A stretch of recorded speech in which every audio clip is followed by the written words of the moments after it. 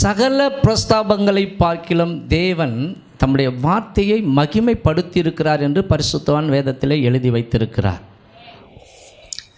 அநேகம் ஆயிரம் பொன் வெள்ளியை பார்க்கிலும் நீர் விளம்பின வேதமே என்னாலும் எனக்கு நல்லது உகந்ததாக இருக்கிறது. அது எனக்கு போதித்து நடக்க வேண்டிய வழியை காட்டுகிறது. என்மேல் கண்ணை வைத்து எனக்கு ஆலோசனை சொல்லுகிறது என்று வேதத்திலே நாம் அந்த வாக்கியங்களை படிக்க முடியும். இந்த பைபிள் கவனிங்க, உங்களையும் என்னையும் இந்த உலக வாழ்க்கையில் சீர்படுத்தி ஸ்திரப்படுத்தி தேவனுடைய ஆசீர்வாதங்களை இங்கே பெற்றுக்கொண்டு மட்டுமல்லாமல் நித்திய ஜீவனுக்கு நேராக இந்த வேதம் நம்மை நடத்துகிறது. இந்த வேதத்துக்காக கரங்களை தட்டி தேவனை மயப்படுத்துவோம். இந்த வேதம் நம்முடைய கரங்களிலே கிடைக்க எத்தனையோ பரிசுத்தவான்கள் கவனிங்க இரத்த சாட்சியாக மரித்திருக்கிறார்களாம். ஆகவே பைபிள் விலை மதிப்பில்லாதது. ஈரான் நாட்டில் மன்சூர் அப்படின்ற ஒரு அருமையான சகோதரன் தன்னுடைய வாலிப நாட்களிலே இயேசு கிறிஸ்துவை சொந்த இரட்சகராக ஏற்றுக்கொண்டார். அவர் ஒரு மருத்துவ படிப்பை படித்து பிற்பாடு கிராமங்களுக்கு போய் சேவை செய்ய ஆரம்பித்தார். அப்படியே கவனிங்க, அவர் இயேசுவையும் குறித்து சொல்ல ஆரம்பித்தார். கூடவே எல்லாருக்கும் இலவசமாக அவர் வேதத்தை கொடுத்தாராம். அப்படி நிறைய பேர் ரட்சிக்கப்பட்டாங்க.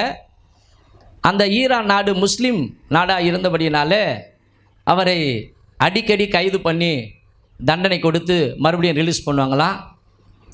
அதே போல் இவரும் சோர்ந்து போக மாட்டார். போய் எல்லா மக்களையும் சந்தித்து மலைவாழ் கிராமங்கள் போய் அங்கெல்லாம் மக்களை பார்த்து இயேசுவை குறித்து சொல்லி விலையேற பெற்ற அந்த வேதாகமத்தை அவர் இலவசமாக கொடுத்து தேவனுடைய அன்பின் நற்செய்தியை சொல்லிக்கொண்டே வந்தாராம்.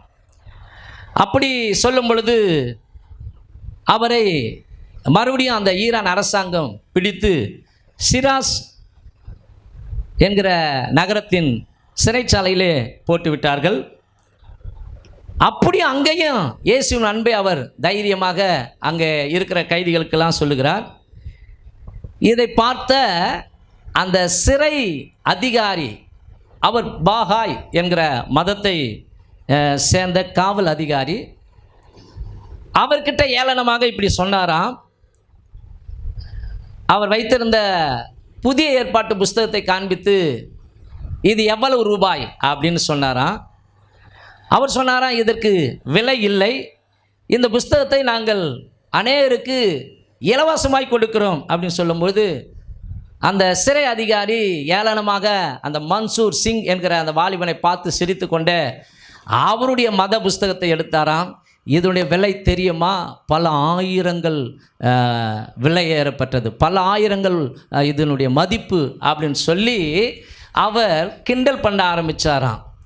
அப்போது அந்த மன்சூர் சிங் என்கிற ரட்சிக்கப்பட்ட அந்த வாலிபன் அந்த அறையில் ஒரு பெரிய மின்சார விளக்கு நன்றாக வெளிச்சம் கொடுத்து கொண்டிருந்தது. அதை பார்த்து, ஐயா நல்லது, உங்கள் கரத்தில் இருக்கிற இந்த மத நூல் விலை உயர்ந்த நூல், அதாவது அதிகம் பணம் கொடுத்து வாங்கி இருக்கிறீர்கள் என்று சொன்னீர்கள். நல்லது, எங்கள் கரத்தில் இருக்கிற இந்த வேதாகமம் நாங்கள் இலவசமாக தான் கொடுக்கிறோம்.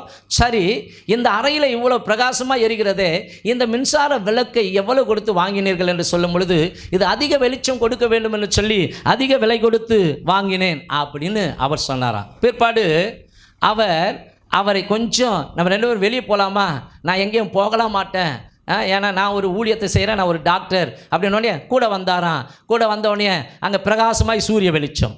ஐயா, இந்த வெளிச்சத்தை எவ்வளவு கொடுத்து வாங்கினீர்கள் என்று கேட்டாராம். அவர் திகைத்து போனாராம். இது எப்படி காசு கொடுத்து வாங்க முடியும்? அதுபோல தான் பைபிள்.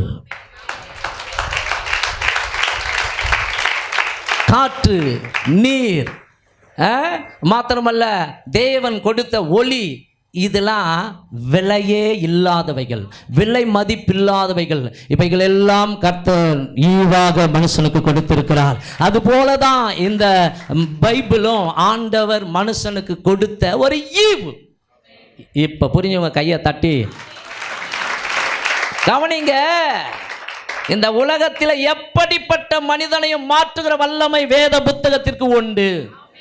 ஒரு முறை கவனிங்க, ஒரு காடுகள் நிறைந்த தீவில் 2 ஆங்கிலேயர்கள், கிறிஸ்தவர்கள் தான் அவர்கள் போய்கொண்டிருந்தார்கள். அவருக்கு முன்பாக அங்கே ஊழியம் செய்கிற ஒரு மனுஷன் அவர்களை எல்லாரையும், குறிப்பிட்ட ஒரு முக்கியமான ஒரு மனிதனை ரட்சிப்புகளை நடத்தியிருந்தார். அவரை சந்திப்பதற்காக அந்த 2 ஆங்கிலேயர்களை அந்த மிஷினரி வர சொல்லியிருந்தார். அவரும் வந்தார். வந்தோடனே அப்படி பார்க்கும்பொழுது ஒரு காட்டுவாசி பைபிள் படிக்கிறத பார்த்துட்டு, பாரா காட்டுவாசி பைபிள் படிக்கிறான்னு சொல்லி ஏராளமாக அப்படி சிரிச்சாங்களாம். காட்டுவாசி நிமிர்ந்து பார்த்தானா, இந்த பைபிள் மாத்திரம் இல்லைனா இந்நேரம் எங்களுடைய எண்ணெய் சட்டியில் நீ வெந்து கொண்டு இருப்பாய், எங்களை மனிதனை மாற்றியது இந்த பைபிள் தான் அப்படின்னாங்களாம். அல்லேலூயா. ஆகவே இந்த பைபிள் உங்களை யார் என்று சொல்லுகிறதோ அந்த நபர் தான் நீங்கள். இந்த பைபிள் உங்களுக்கு என்னவெல்லாம் உண்டு என்று சொல்லுகிறதோ அது எல்லாம் உண்டு. இந்த பைபிள் உங்களால் என்னவெல்லாம் செய்ய முடியும் என்று சொல்லுகிறதோ அது எல்லாம் உங்களால் செய்ய முடியும். இந்த பைபிள் உங்களை நீதிமான் என்று சொல்லுகிறது. இந்த பைபிள் உங்களை தேவனுடைய பிள்ளை என்று சொல்லுகிறது. இந்த பைபிள் உங்களை பரிசுத்தவாட்டி என்று சொல்கிறது. இந்த பைபிள் உங்களுக்கு நன்மை உண்டு, ஆசீர்வாதம் உண்டு, சமாதானம் உண்டு, நித்திய ஜீவன் உண்டு, வரங்கள் உண்டு, வல்லமை உண்டு என்று சொல்லுகிறது. இந்த பைபிள் உங்களால் உலகத்தை ஜெயிக்க முடியும், பிசாசை மேற்கொள்ள முடியும் என்று சொல்கிறது. இந்த பைபிளுக்காக கரங்களை தட்டி தேவனை மகிமைப்படுத்துவோமா? இந்த பைபிளில் இருந்து இன்றைக்கு பரிசுத்த ஆவியானவர் உன்னோடு கூட என்னோடு கூட பேச போகிறார். ஆமென். அவர் கல்லோ மண்ணோ மரமோ கிடையாதுன்னா வர்ஷிப்ல சொன்னது போலவே அவர் பேசும் தெய்வம். ஆமென். நம்முடைய ஆண்டவர் கட்டு கதைகளினாலே புனையப்பட்ட ஒரு கற்றளை அல்ல, அவர் ஜீவனுள்ள தேவன், அவர் பேசுகிறவர். ஆமா, கவனிங்க. இந்த உலகத்தில் இருக்கிற ஒரு குடிகாரனை கவனிங்க, இந்த உலகத்தின் பிரதமரால் மாற்ற முடியாது, ஆனா இந்த வேதத்தால் மாற்ற முடியும். இந்த வேதத்தின் ஆசிரியர் பரிசுத்த ஆவியானவர், அவரால் மாற்ற முடியும். உலகத்தில் வந்து எப்படிப்பட்ட அலங்காரமான மனுஷனையும் அலங்காரமான மனிதனாய் மாற்றுகிற வல்லமை இந்த வேத புஸ்தகத்திற்கு உண்டு. அப்போ வாரம் வாரம் ஏன் கூறுறோன்னா கவனிங்க, இந்த புஸ்தகத்தில் இருக்கிற வார்த்தை தான் நமக்கு உணவு. மனுஷன் அப்பத்தினாலே மாத்திரமல்ல, தேவனுடைய வாயிலிருந்து புறப்பட்டு வருகிற ஒவ்வொரு வார்த்தையினாலும் உயிர் பிழைப்பான் என்று சொல்லப்பட்டு இருக்கிறது. அந்த வார்த்தை இந்த உலக வாழ்க்கையில கவனிங்க நம்மை பலவானாய் மாற்றுகிறது. எதிர்த்து வருகிற போராட்டங்களை தாண்டி போவதற்கு அந்த பலன் நமக்கு சக்தியை கொடுக்கிறது. ஆமென். ஆகவேதான் வார்த்தை பகுதி முக்கியமான நேரம். சில நேரம் பிசாசு ஜாமான கூட விட்டுருவான். சில நேரங்களில் கவனிங்க, ஆராதிக்க கூட ஸ்டைலாக ஆராதிக்கும் போது நம்ம இசையெல்லாம் ரசித்து ஆராதிக்க விட்டுடுவான். ஆனால் வார்த்தையை கேட்க விட மாட்டான். அப்போ தான் நம்முடைய சிந்தனை அங்கங்கே அலபாயம். இங்கே தான் இருக்கிற மாதிரி இருப்போம். அல்லேலுயானா அல்லேலுயானுவோம், சோத்திரனா சோத்திரன்னுவோம். ஆனால் சிந்தனை இங்கே இருக்காது, வேற எங்கன்னா சுற்றிக்கின்னு இருக்கும். இப்போ இங்கே எத்தனை பேர் இருக்கிறீங்க? ஆமேன்னு சொல்லுங்களேன். இங்கே இருக்கிறவங்க ஆமேன், இல்லைன்னு சொல்கிறவங்க ஆமேன். நன்றி, ஆமேன். ஓகே, சந்தோஷம். இப்பொழுதும் நாம் எடுத்துக்கொள்வோம். இந்த மாசத்தில் நமக்கு ஆண்டவர் உணர்த்தின வேத வசனத்தை வாசிப்போம். லேவியராகமம் புஸ்தகம் 26ஆம் அதிகாரம் 12வது வசனம். நான் உங்கள் நடுவிலே உலாவி உங்கள் தேவனாய் இருப்பேன், நீங்கள் என் ஜனமாய் இருப்பீர்கள். கரங்களை தட்டி அவருடைய வார்த்தைக்காக தேவனுக்கு மகிமை செலுத்துவோமா? யாருங்க எப்படி சொல்ல முடியும்? யோசிச்சு பாருங்க. கடந்த காலங்களிலே 23 வயசுக்கு முன்னாடி 1995க்கு முன்னாடி கவனிங்க, நான் விக்கிரகங்களை கும்பிடுகிற, விக்கிரகங்களை ஆராதிக்கிற ஒரு மனுஷனாக இருந்தேன். ஆனால் அவைகள் என்னிடம் பேசவில்லை. ஆனால் என்றைக்கு கவனிங்க இயேசுவை ஏற்றுக்கொண்டேனோ, ஹார்ட் பேஷண்டாக இருந்த எனக்கு கர்த்தர் என்றைக்கு ஜீவனை கொடுத்து அவரே மெய்யான இறைவன் என்று அறிந்து கொள்ளும்படிக்கு அகக்கண்கள் திறந்து இந்த வேத புத்தகத்தை வாசிக்க நான் பழகினேனோ, அப்பொழுது ஆண்டவர் என்னோடு கூட பேச ஆரம்பித்தார். நீ என் பிள்ளை. அல்லேலூயா, ஆமென். ஒன்று தெரியுமா உங்களுக்கு? கடவுள் உங்களோடு கூட பேசுவார். நீங்கள் அவரோடு கூட நல்ல ஐக்கியத்தில் இருந்தால், அவரோடு கூட நீங்கள் நல்ல உறவாடினால் நிச்சயம் கர்த்தர் பேசுகிற சத்தத்தை கேட்க முடியும். சொல்லுவாங்க பழமொழி, பூவோடு கூட சேர்ந்த நாரம் மணக்கும். ஆமென். அவர் கவனிங்க, பரிசுத்த அலங்காரமான இறைவன். அலங்கோலமாக இருக்கிற நாம அவர் கூட ஃப்ரெண்ட்ஷிப் வச்சுக்கணும், அவரோடு கூட ஐக்கியம் வச்சுக்கணும், நம்முடைய வாழ்க்கையும் அலங்காரமாய் மாற ஆரம்பிக்கும். ஹல்லேலூயா. அவர் பேசினாரா? நீங்கள் கேட்டிங்களா? எஸ். இப்போ கீபோர்டு வாசித்தானே அந்த பிள்ளைய ஆண்டவர் கொடுப்பதற்கு முன்பாகவே கவனிங்க, அப்போல்லாம் ஒரு வசனத்தை நான் வாசிப்பேன். அவர் நித்தியானந்தமுள்ள ஏக சக்கராதிபதியும் கர்த்தாவும் ராஜாதி ராஜாவுமாய் இருக்கிற அவருக்கு துதியும் கனமும் மகிமையும் உண்டாவதாக அப்படின்னு சொல்வேன். கவனிங்க, இந்த வார்த்தையை அப்பப்போ நான் ஆண்டவரை பார்த்து சொல்லிக்கொண்டே இருப்பேன். அப்போது ஒரு நாள் மாடியில் துணியெலாம் காய வைக்கும் பொழுது, அப்போ எங்கள் மனைவி ஒரு சின்ன விபத்துக்குள்ளே ஆகிட்டாங்க. அப்போது துணியெலாம் துவைச்சிட்டு மேலே போய் காய போடலாம் அப்படின்னு சொல்லி அப்படி காய போடும் பொழுது, அப்போ எனக்கு ஒரே ஒரு பொண்ணு தான் இருந்தது. என் பொண்ணு பிறந்து 5 வருஷம் ஆகுது. அந்த சூழ்நிலையில் கவனிங்க, சத்தம் கேட்கிறது. இந்த வசனத்தை சொல்லி நான் ஆண்டவரை துதிக்கிறேன், அப்படியே பாடிக்கிறேன்.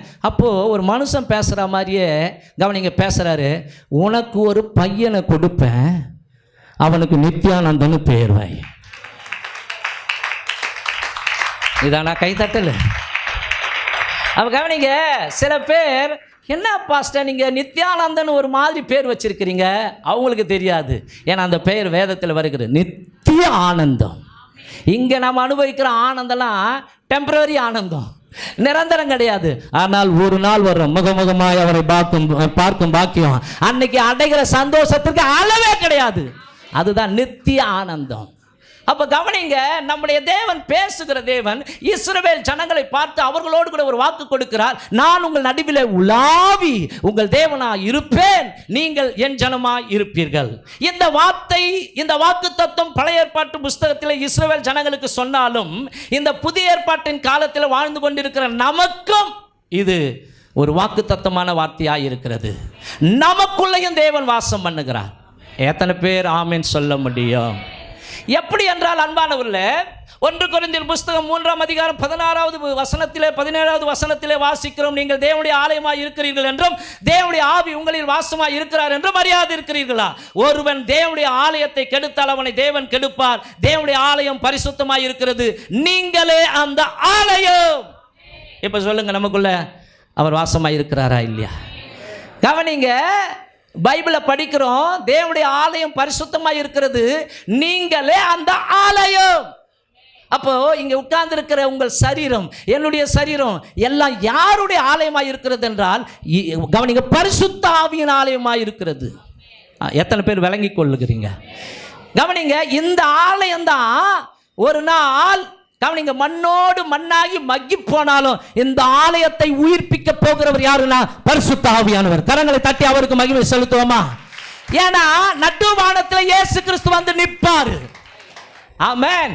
நடுவானத்தில் இயேசு கிறிஸ்து வந்து நிற்கும் பொழுது இந்த சரீரமாகிய மனவாட்டி மரித்து மண்ணோடு மக்கி போய் 2000 வருஷம் ஆகியிருந்தாலும் ஒரு நிமிஷத்தில் ஒரு இமைப்பொழுதுல பரிசுத்த ஆவியானவர் இயேசு கிறிஸ்து எப்படி உயிரோடு எழுப்பினாரோ அதே போல கிறிஸ்துக்குள் மரித்தவர்களும் உயிரோடு இருக்கிறவர்களையும் ஒரு நிமிஷத்தில் ஒரு இமைப்பொழுதுல மறுரூபமாக்கி அவர்கள் எல்லாரையும் நடுவானத்திலே கூட்டி சேர்த்து கொள்ளப்பட்டு முதல் முறையாய் பரலோகம் திறக்கப்படும். மணவாட்டி சபை பரலோகத்துக்குள் செல்லும். கைத்தட்டி தேவனுக்கு மகிமையை செலுத்துவோமா? அதுதான் பவுல் சொல்லுகிறார், நீங்கள் தேவனுடைய ஆலயமாய் இருக்கிறீர்கள். நீங்கள் தேவனுடைய ஆலயம். அந்த ஆலயத்தை ஒருவன் கெடுத்தால் அவனை பிசாசு கெடுக்க மாட்டான், தேவன் கெடுப்பார். அப்போ கவனிங்க, இந்த புதிய ஏற்பாட்டு காலத்தில் வாழ்ந்து கொண்டிருக்கிற அன்பான தேவ ஜனமே, உங்களுக்குள்ளும் எனக்குள்ளும் தேவன் வாசம் பண்ணுகிறார் என்று சொல்லுகிற வார்த்தை சத்தியம். ஆமென். ஹல்லேலூயா. இப்ப கடவுள் இருக்கிறான்னு சொன்ன எவனும் நம்ப மாட்டான். பார்த்துட்டு வந்தார் இவரு. கிண்டல் பண்றாங்களா இல்லையா? நிறைய கூட்டங்கள் கடவுளே கிடையாது போயா அப்படின்னு சொல்லுது. நீங்களாம் கவனிங்க, கடவுள் இல்லை, நீ முட்டாளு, கடவுள் இல்லைன்னு சொல்ற, நீ முட்டாளு. எங்க கடவுளை காட்டுனா நீங்க சொல்லுங்க, கனவு பார்த்துருக்கிறீங்களா? அவன் சொல்லுவான், ஆமாம் பார்த்துருக்குறேன். அப்போ கனவை காட்ட முடியுமா? அது மாதிரி தான் ஆண்டவரை உணர முடியும். பைபிள் சொல்கிறது அவர் ஒருவருமே சேரக்கூடாத ஒளியில வாசம் பண்ணி கொண்டிருக்கிறவர். 1 தீமோத்தேயு புஸ்தகம் 6ஆம் அதிகாரம் 16வது வசனத்தில் இவ்விதமாய் சொல்லப்பட்டிருக்கிறது, ஒருவராய் சாவாமையுள்ளவரும் சேரக்கூடாத ஒளியில் வாசம் பண்ணுகிறவரும். கவனிங்க, இது ஒரு ஒளி. ஸ்தோத்திரம். ஒரு நிமிஷம் இருங்க.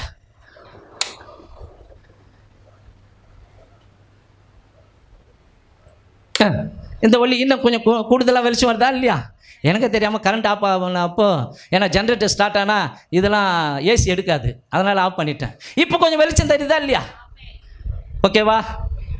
சரி, சூரிய வெளிச்சம் அது ஒரு வித்தியாசமாக தெரியுது இல்லையா? ஆனால் இந்த வெளிச்சத்தெல்லாம் நம்ம பார்த்தாலும் நம்முடைய கண்களால் காணக்கூடாத மகிமையான ஒரு ஒளி இருக்கிறது. அது தேவன் வாசம் பண்ணுகிற சேரக்கூடாத ஒளி. அந்த ஒளியிலே அவர் வாசம் பண்ணுகிறாராம். மனுஷரில் ஒருவரும் கண்டிராதவரும் காணக்கூடாதவருமாய் இருக்கிறவர் அவருக்கே கனமும் நித்திய வல்லமையும் உண்டா இருப்பதாக என்று தீமோத்தேயுக்கு பவுல் எழுதுகிறார். ஆமென். அப்படிப்பட்ட தேவன் தான், கவனிங்க, வேதத்திலே தேவ ஜனங்களுக்கு வாக்கு கொடுக்கிறார், நான் உங்கள் நடுவிலே உலாவி உங்கள் தேவனாய் இருப்பேன், நீங்கள் என் ஜனமாய் இருப்பீர்கள். இந்த புதிய ஏற்பாட்டு காலத்தில் அது பொருந்துமா பாஸ்டர்? எப்படி நமக்குள்ள ஆண்டவர் வாசம் பண்றான்னா வேதமே சொல்லுகிறது. கவனியுங்கள், மத்தேயு புஸ்தகம் 1ஆம் அதிகாரம் 23வது வசனத்தை வாசியுங்கள். மத்தேயு புஸ்தகம் 1ஆம் அதிகாரம் 23வது வசனம். அவன் இதோ ஒரு கன்னிகை கர்ப்பவதியாகி. கவனிக்கணும், ஒரு கன்னிகை. கவனிங்க, கன்னிகை ஒரு ஆடவன் அல்லது ஒரு வாலிபன் இணையத்தில்.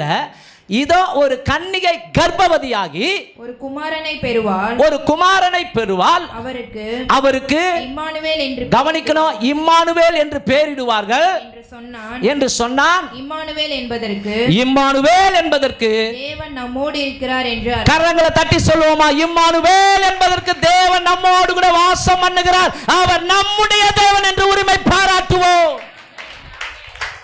இது கவனிங்க, ஏற்கனவே ஏசாயா புஸ்தகத்திலே ஆண்டவராக இயேசு கிறிஸ்து இந்த பூமியிலே பிறந்து சிலுவையிலே அடிக்கப்பட்டு ஜீவன் கொடுத்து மரித்து 3ஆம் நாள் உயிரோடு கூட எழுந்து கவனிங்க பரலோகத்துக்கு போவார்.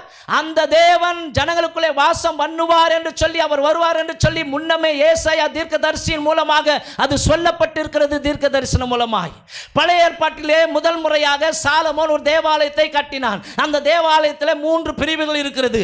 ஒன்று வாசஸ்தலம், இன்னொன்று பரிசுத்த ஸ்தலம், இன்னொன்று மகா பரிசுத்த ஸ்தலம். அந்த இடத்துல தான் தேவன் வாசம் பண்ணுவார். ஆமென். பழைய ஏற்பாட்டில் முதல் முறையா சர்ச் அல்லது தேவாலயம் கட்டது யாருன்னா சாலமோன். அந்த சாலமோன் கட்டண அதில் 3 பகுதிகள் இருக்கிறது. அந்த முதல் பகுதி உள்ள நுழையிறாங்க பார்த்தீங்களா, அது வாசஸ்தலம். அதுக்கு அடுத்த பகுதி கவனிங்க பரிசுத்த ஸ்தலம். அதுக்கு அடுத்த பகுதி அதுதான் இப்போ மூலஸ்தானம் அப்படின்றாங்க. அது மகா பரிசுத்த ஸ்தலம். அதுக்குள்ள யாருமே நுழையக்கூடாது. நுழைஞ்சவன் செத்தான். கவனிங்க, ஒரு மனுஷன் கட்டி இருக்கிற தேவாலயத்துக்குள்ளேயே அந்த மகா பரிசுத்த ஸ்தலத்துக்குள்ள போக முடியாதான். அப்போ வருஷத்துக்கு ஒரு முறை பிரதான ஆசாரியன் முழு இஸ்ரவேல் ஜனங்களின் பாவங்களுக்கு பரிகாரம் செய்யும்படியாக ஒரு ஆட்டை தெரிந்து கொண்டு அந்த ஆட்டை பலி செலுத்தி அதனுடைய ரத்தத்தை மகா பரிசுத்த ஸ்தலத்துக்குள்ளாக போய் தெளிப்பதற்கு கவனிங்க அவரே பரிசுத்தமானதான் உள்ள போக முடியும். அப்படி போகும்பொழுது அவனுடைய தொங்கல் கவனிங்க மணி ஓசை இடுகிற அந்த சலங்கைலாம் அந்த மணி சத்தம்லாம் போடப்பட்டிருக்கும். அவர் ஏன்னா உள்ளே போய் அவர் ஆராதனை செய்யும் பொழுது சத்தம் வெளியே கேட்கணும். அப்போது ஆசாரியன் உயிரோடு கூட இருக்கிறார். பிரதான ஆசாரியன் உயிரோடு கூட இருக்கிறார். அந்த சத்தம் கேட்கலனா அவருக்கு கயிறு ஒன்று கட்டி இருப்பாங்க. சத்தம் கேட்கலனா ஐயோ செத்துட்டான்னு உள்ளே போனால் மற்றவனும் அவுட்டு. அப்போ என்ன பண்ணுவாங்களாம்? கயிறு கட்டி தான் இழுப்பாங்களாம். அப்போ நான் யோசிப்பார், நம்முடைய தேவன் பயங்கர பரிசுத்தமான இறைவன்.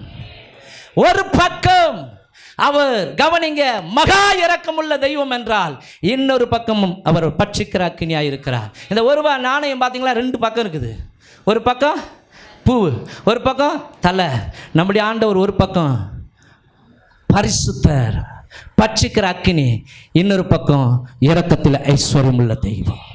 அப்படிப்பட்ட தெய்வம் அந்த இடத்துல வாசம் பண்ணுவதை விரும்பாமல் அவர் எல்லா ஜனங்களுக்குள்ள வாசம் பண்ணி, நான் உங்கள் நடுவிலே உலாவி உங்கள் தேவனாயிருப்பேன், நீங்கள் என் ஜனமாய் இருப்பீர்கள் என்று சொன்னதை இந்த புதிய ஏற்பாட்டு காலத்தில் எப்படி நிறைவேற்றினார் என்றால், காணக்கூடாத வழியில வாசம் பண்ணுகிறவர். மனிதன் பாவம் செய்தான், மனுக்குலம் பாவம் செய்தது, அந்த பாவத்திற்கு பலன் மரணம், தண்டனை மரணம். கவனிங்க, சாபம், அவன் மனுஷன் செத்து போனோம்.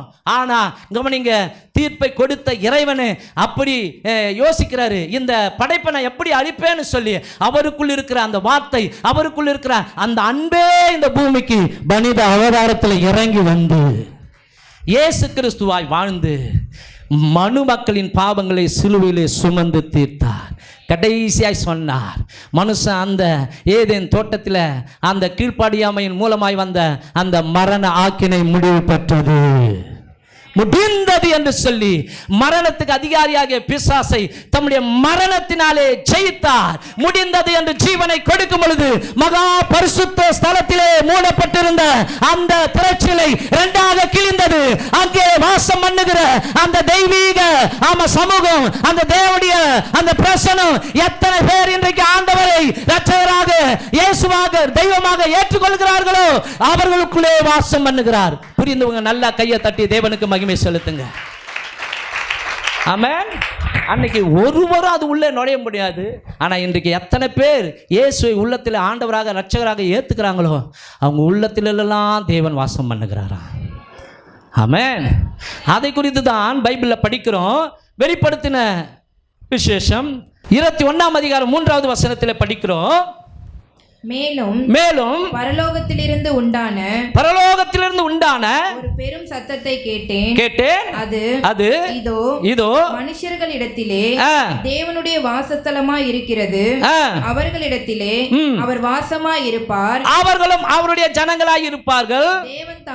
தேவன் தாமே அவர்களோட கூட இருந்து கவனிக்கணும். தேவன் தாமே அவர்களோட கூட இருந்து அவர்களுடைய தேவனாய் இருப்பார், அவர்களுடைய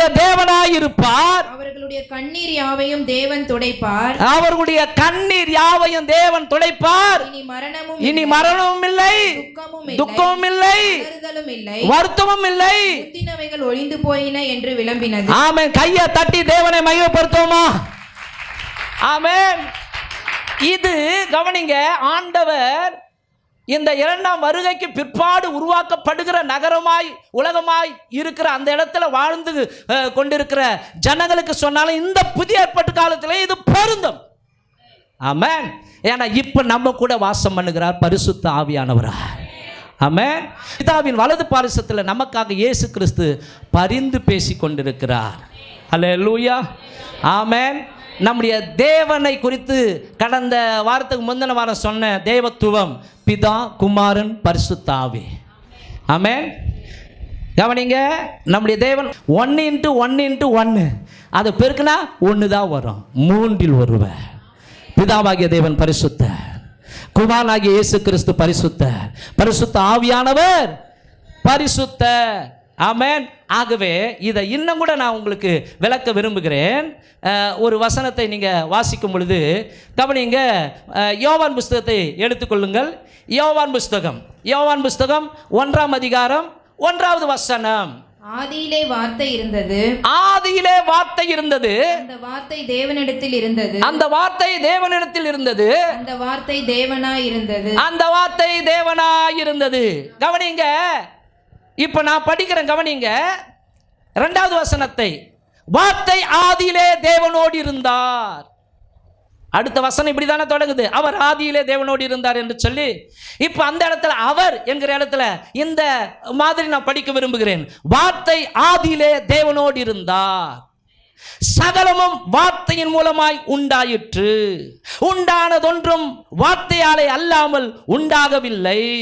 14வது வசனத்தை இப்ப படிக்கிறேன். அந்த வார்த்தை மாம்சமாகி கிருபையினாலும் சத்தியத்தினாலும் நிறைந்தவராய் நமக்குள்ளே வாசம் பண்ணினார், அவருடைய மகிமையை கண்டோம். ஆமென். இப்ப எத்தனை பேர் நம்புறீங்க எனக்குள்ளே தேவன் வாசம் பண்ணுகிறார்? ஹல்லேலூயா. ஆகவே தான் அங்கே முன்னாடியே ஏசாயா தீர்க்க தரிசனம் சொன்னது போல கன்னிகை கர்ப்பவதியாகிய ஒரு குமாரனை பெறுவாள், அவருக்கு இம்மானுவேல் என்று பெயரிடுவார்கள். இம்மானுவேல் என்றால் தேவன் நம்மோடு இருக்கிறார் என்று அர்த்தமா? ஹல்லேலூயா. ஆகவே தேவன் வாக்கு கொடுத்திருக்கிறார். இப்போ ஒரு கேள்வி, அந்த தேவன் நம்மோடு இருந்தால் என்ன ஆசீர்வாதங்களாக வரும்? கொஞ்சம் சொல்லுங்களேன். அந்த தெய்வம் நம்ம கூட இருக்கிறார், அந்த தெய்வம் நம்ம கூட இருந்தால் என்ன நன்மைகள்லாம் நமக்கு கிடைக்கும்? கையை தட்டுங்க ஃபஸ்ட்டு. சமாதானம் கிடைக்கும். ஆமென். உண்மையாகவே இயேசு இல்லாத உள்ளம் அல்லது இயேசு இல்லாத சரீரமாகிய வீட்டில் சமாதானம் கிடைக்காது. ஆமென். நான் சொல்கிறது இந்த உலக சமாதானம் இல்லை. ஆண்டவரே சொல்லும் பொழுது இந்த உலகம் கொடுக்கிற சமாதானத்தை இல்லை, என்னுடைய சமாதானத்தையே உங்களுக்கு வைத்து விட்டு போகிறேன், அதை ஒருவனாலும் எடுத்துக்கொள்ள முடியாது. அப்போ சமாதானம் கிடைக்கும். ஆமென். அப்புறம் ஆரோக்கியம், அவங்க தான் சொல்கிறாங்க, நீங்கள் சொல்ல மாட்டீங்களா? தெய்வீக சுகம் கிடைக்கும். பைபிளை படிக்கிறோம், நமக்கு சமாதானத்தை உண்டு பண்ணும் ஆக்கினை நம்மேல் விழுந்தது, அவருடைய தழும்புகளாலே நாம் சுகமாகிறோம். அவர் நமக்குள் இருந்தால் ரட்சிப்பு உண்டாகும். அவர் நமக்குள் இருந்தால் அன்பானுள்ளே நமக்கு கவனிங்க பாதுகாப்பு உண்டாகும். அவர் நமக்குள் இருந்தால் சகல நன்மைகளை பெற்றுக்கொள்வோம் என்ற பைபிள் சொல்கிறது. நன்மையான எந்த ஈவும் பூர்ணமான எந்த வரமும் வரத்தில் இருந்து உண்டாகி ஜோதிகளின் பிதாவினிடத்திலிருந்து இறங்கி வருகிறது. அவர் நம்மோடு கூட இருப்பாரானால் ஆதியாகமம் 39:2-3 சொல்கிறது, எதை செய்தாலும் அந்த காரியம் வாய்க்கும். ஏன்னா யோசேப்பு கூட கர்த்தர் இருந்தான். அவனுக்கு நிறைய தரிசனம்லாம் கொடுக்கிறார் சின்ன வயசுலேயே. அப்பா கிட்ட சகோதரர்கிட்ட சொல்லும் போது, அப்பா ரொம்ப ரொம்ப உன்னை உயர்த்திக்காத, வாயை மூடு அப்படின்ற ஸ்டைலில் சொல்கிறாரு. அண்ணனுங்களாம் அவன் மேலே பொறாமை கொள்கிறாங்க, அதனால தான் தூக்கி குழியில் போடுறாங்க. அதில் ஒருத்தன் இறக்கப்பட்டு மறுபடியும் அவனை காப்பாற்றி இஸ்மவேலர்கிட்ட அடிமையாக 20 வெள்ளி காசுக்கு வித்துடுறாங்க. அங்கே அடிமையாக கொண்டு போகப்பட்டாலும் அவனுக்குள்ள என் கூட கர்த்தர் இருக்கிறார். அங்கே போனவனே போத்திபாருடைய வீட்டில் அவன் அடிமையாக தான் போகிறான். வேலை செய்ய சொல்லி எல்லா அடிமைகளையும் வேலை வாங்கும்போது இவனும் அந்த வேலையை செய்யணும். ஆனால் அவங்க எல்லாரும் போய் விக்கிரகத்தை கும்பிட்டாலும் இவன் உருவமே இல்லாத தெய்வத்தை ஆராதிக்கிறான். நான் நினைக்கிறேன் ஒரு நாள் போத்திபார் பார்த்துருப்பான், யோசேப்பு இங்கே வா, நான் நிறுத்தி வச்சிருக்கிற சிலையை நீ கும்பிட மாட்டேன்ற, என்ன புதுசாக எதையோ கும்பிடுற? ஆமாம், என்னுடைய தெய்வம் பரிசுத்தமானவர், என்னுடைய தெய்வம் கர்த்தர், அவர் ஆவியாய் இருக்கிறார், அவர் ஆபிரகாமின் தேவன், ஈசாக்கின் தேவன், யாக்கோபின் தேவன், எங்கள் தேவன் ஜீவனுள்ள தேவன். சரி போப்பா அப்படின்னு விட்டு இருப்பார். ஆமென். இப்போ எல்லாருக்கும் வேலை கொடுக்குறாங்க. கவனிங்க, ஒரு கற்பனைக்கு சொல்கிறேன், கவனிங்க, எல்லாருக்கிட்டையும் ஒரு ஏக்கர் கொடுக்குறாங்க. யோசேப்கிட்டையும் 1 ஏக்கர். இப்போ கவனிங்க, உதாரணமாக என்ன பயிர் வைக்கலாம் சொல்லுங்கள், நீங்களாம் சொல்லுங்களேன். சரி, கோதுமை, வேர்க்கடலை, கோதுமை விதைக்கிறாங்க. கவனிங்க, மற்ற அடிமைகள் கவனிங்க 10 மூட்டை தான் 1 ஏக்கரில் அறுவடை செய்கிறாங்கன்னா, கர்த்தர் இவன் கூட இருக்கிறபடினால இவன் விதைக்கிறான், 100 மூட்டை அறுவடை செய்கிறான். ஏம்பா உங்களை மாதிரி தானே யோசேப்புக்கிட்டையும் கொடுத்தேன், ஆனால் அவன் நிறைய அறுவடை செஞ்சுருக்கிறான், நீங்கள் என்ன இப்படி? சரி போகட்டும். அடுத்து வேர்க்கடலை, கவனிங்க, வேர்க்கடலை கொடுத்தா அவங்க 8 மூட்டை தான் அறுவடை செய்கிறாங்க. கர்த்தர் இவன் கூட இருக்கிறபடினால இவன் எதை செஞ்சாலும் கர்த்தர் வாய்க்கிறார். அவன் கவனிங்க இப்போ 110 மூட்டை அறுவடை செய்கிறான். நம்ம பாஷையில் சொல்லணும்னா அவனே பேஜாராயிட்டான். யாரு? போத்திபார். எப்பா நாங்கள் எல்லாம் சிலையை கும்பிட்டாலும் இவன் கும்பிடுற தெய்வம் சம்திங் ஸ்பெஷல், வல்லமையுள்ள கடவுள். ஆகவே பைபிள் சொல்லுகிறது, கர்த்தர் யோசேப்போடு இருந்தார் என்று அவன் எஜமான் கண்டு அவன் எதை செஞ்சாலும் அதை வாய்க்கிறார் என்று சொல்லி புடிப்பா கஜானா சாவின்னு சொல்லி அந்த வீட்டுக்கு கண்காணியாய் வைத்து விட்டான். கைகளை தட்டி தேவனுக்கு மகிமை செலுத்துவோமா? கர்த்தர் உன் கூட இருந்தா இதெல்லாம் நடக்கும். ஆமென். நீ எதை செஞ்சாலும் வாய்க்க செய்வார். ஆமா, கர்த்தர் கூட இல்லைன்னா ஜான் ஏறுறாங்க, மூலம் சறுக்குதுங்க, ஒரே புலம்பல் தான் இருக்கும். ஆமென் சொல்லுங்களேன். அப்போ கவனிங்க, அந்த அந்த யோசேப்போடு கூட கர்த்தர் இருந்தா ஒரு சமயம் கவனிங்க, போத்திபாருடைய மனைவி அவன் அழகில இச்சித்து கண் வைத்தால் தன்னோடு கூட உறவாடும்படிக்கு அழைக்கிறாள். ஆனாலும் தேவனுக்கு விரோதமான இப்படிப்பட்ட பொல்லாப்பை நான் செய்வது எப்படி என்று சொல்லி வஸ்திரத்தை பிடிக்கிறார். வஸ்திரத்தை அவ பிடிச்சு இழுக்கும் போது அந்த வஸ்திரத்தை அவ கையில விட்டுட்டு ஓடாந்துடுறான். கை தட்டுவோமா யோசேப்புக்காக? கர்த்தருக்கு பயப்படுகிற பயம். கவனிங்க, பாவத்தோடு கூட கொஞ்சல யோசேப்பு. தேவன் கூட இருக்கிறார் என்று உணர்கிற மனுஷன் பாவம் செய்ய மாட்டான். எத்தனை பேர் ஆமென் சொல்றீங்க? தேவனால் பிறந்த எவனும் பாவம் செய்ய. ஆமென். தேவன் உனக்குள்ளே இருக்கிறார் என்றா நீ பாவத்தை செய்ய முடியாது. ஆமென். மாத்திரமல்ல, 2 சாமுவேல் புத்தகம் 5ஆம் அதிகாரம் 10வது வசனத்தில் படிக்கும் பொழுது கவனிங்க, அங்கே தாவீதை கர்த்தர் நாளுக்கு நாள் விருத்தி அடைய செய்தாராம். வாசியுங்கள். தாவீது நாளுக்கு நாள் விருத்தி அடைந்தான். நாளுக்கு நாள் விருத்தி அடைந்தான். சேனைகளின் தேவனாகிய கர்த்தர், சேனைகளின் தேவனாகிய கர்த்தர் அவனோட கூட இருந்தார். எஸ், கர்த்தர் உன்னோடு கூட இருப்பாரானால் அவர் சிறியவனை புழுதிலிருந்து எடுத்து எளியவனை குப்பையிலிருந்து உயர்த்துவார். அவர்களை பிரபுக்களோடு உட்காருவோம் மகிமுள்ள சிங்காசனத்தை சுதந்தரிக்கும் பண்ணுவார். சின்னவனை 1000ஆய் மாற்றுவார். சிறியவனை பலத்த ஜாதி ஆக்குவார். வர வர வர விருத்தி அடைவாய். ஹல்லேலூயா. ஆமென். ஆமா, கர்த்தர் கூட இருந்தா ஆடுகளின் பின்னாலே போய்கொண்டிருந்த, கரவல் ஆடுகளின் பின்னாலே போய்கொண்டிருந்த ஒரு சின்ன தாவீதை, ஒரு அற்பமான தாவீதை கொண்டு வந்து கர்த்தர் அந்த சமஸ்த இஸ்ரவேலுக்கு மகாராஜாவாக அரியணையில் உட்காரும்படிக்கு கர்த்தர் அவரை ஆசீர்வதித்தார். ஹல்லேலூயா. இப்படி சொல்லிக்கினே போலாம். இன்றைய தியானம் அதுவல்ல. கர்த்தர் கூட இருந்தால் இத்தனை ஆசீர்வாதங்கள் வந்து கொண்டே இருக்கும். ஆனால் இன்றைக்கு நான் உங்களுக்கு கற்றுக் கொடுக்க போகிற சத்தியம் அதுவல்ல. கடவுள் கூட இருந்தால் இதெல்லாம் நடக்கும். இன்றைக்கு உங்களுக்கு கற்றுக் கொடுக்க போகிற சத்தியத்திற்கு ஒரு தலைப்பை கொடுக்க வேண்டும் என்றால், தேவன் யாரோடு கூட இருப்பார். தேவன் யாரோடு கூட இருப்பார். முதல் காரியம் கவனிங்க, விசுவாசிக்கிற பிள்ளைங்களோடு கூட இருப்பார். ஆமாங்க, தப்பு கிடையாது. பரிசுத்தமாக வாழ்ந்தால் இருப்பார். ரைட்டு, ஆமாவா இல்லையா? கீழ்படிக்கிற பிள்ளைங்களோடு கூட இருப்பார். Okay, right. ஆனால் நேற்று உட்காந்து கவனிங்க, நான் நிறைய ஜெபம் பண்ணிட்டு போயிட்டு கூட நான் நைட்டு இந்த காரியங்களை யோசித்து கொண்டு இருக்கும்பொழுது தூங்குறதுக்கு மணி 1க்கு மேலே ஆயிடுச்சு.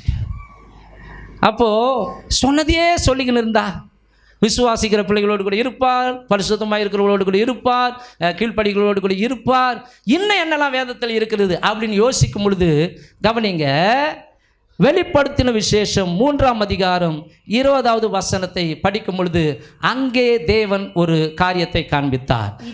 இதோ வாசற்படியிலே நின்று தட்டுகிறேன். வாசற்படியிலே நின்று தட்டுகிறேன். ஒருவன் என் சத்தத்தை கேட்டு, ஒருவன் என்னுடைய வார்த்தையை கேட்டு கதவை திறந்தால், உள்ளத்தின் கதவை திறந்தால், அவனிடத்தில் நான் பிரவேசித்து, அவனிடத்தில் நான் உலாவுவேன் அல்லது அவனிடத்தில் நான் பிரவேசித்து அவனோடே போஜனம் பண்ணுவேன். போஜனம் பண்ணுவேன், அவனும் என்னோடே போஜனம் பண்ணுவான். ஆமென். கர்த்தர் சொன்ன ஒரு வாக்கு தத்தங்க இது. ஒருவன் என்னுடைய வார்த்தையை கேட்டு, ஒருவன் என் சத்தத்தை கேட்டு தன்னுடைய உள்ளம் என்கிற கதவை நான் உள்ளே வருவதற்கு திறந்து கொடுப்பானால் அவனிடத்தில் நான் வந்து தங்கிடுவேன். அங்கே அவன் கூடவே இருப்பேன்.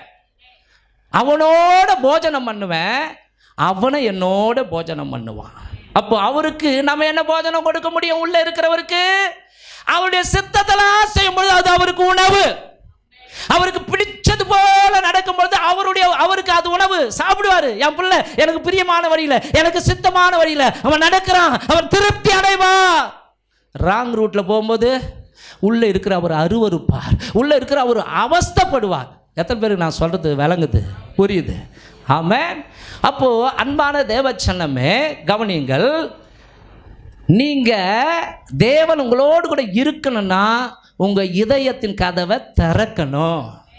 ஆமென். நம்முடைய ஆண்டவர் ரொம்ப ரொம்ப ரொம்ப ஜென்டில்மேன். அவர் வந்து கதவை திறந்திருந்தா கூட தட்டுவார். நான் உள்ள வரவா வேண்டாமா? எத்தனை பேர் ஆமாங்கன்னு சொல்றீங்க? ஆனா இன்னொருத்தன் இருக்கிறான், அவனுக்கு இப்படி ஒரு பேர் சொல்லமா, நாய். திறந்து வச்சிருந்தா போதும். ஹலோ சார், ஹலோ சிஸ்டர், நான் உள்ள வரட்டுமா? அவனுக்கு இன்னொரு பேர் சொல்லட்டுமா? திருடன். திருடன் திருடவும் கொல்லவும் அழிக்கும் வருகிறான், நானோ அவைகளுக்கு ஜீவனை கொடுக்கவும் அந்த ஜீவன் பரிபூரணப்படவும் வந்தேன். ஆனா நம்முடைய ஆண்டவர் வலுக்கட்டாயமாலாம் வரமாட்டார். இதோ சுயாதீனத்தை உனக்கு வச்சிடுற. உனக்கு நான் வேணுமா, உலகம் வேணுமா?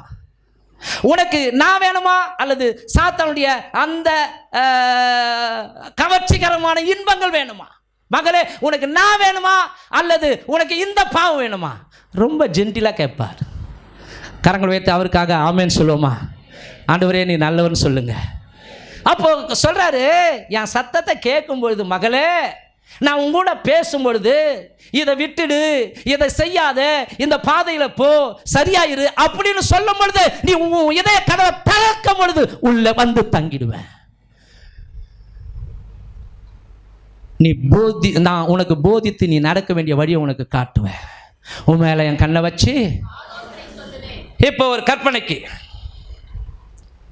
ஒரு 3000 ஸ்கொயர் ஃபீட் கொண்ட ஒரு வீட்டை கட்டணும்னு வச்சுங்க. ஐயோ நீங்கள் வேற, நானே வாடகை வீட்டில் இருக்கிறேன், 10க்கு 10 ஸ்கொயர் ஃபீட்டு, அதுவும் 3000 ரூபாய் கேட்குறான். ஒரு சின்ன கிச்சனு கர்த்தர் உங்களுக்கு தருவா. சங்கீதம் 20:4 சொல்லுது, அவர் உமது மன விருப்பத்தின்படியெல்லாம் உமக்கு தந்தருளி எல்லாம் மாறும். நீங்கள் இப்படியே இருக்க மாட்டீங்க, கர்த்தர் எல்லாம் மாற்றுவார்.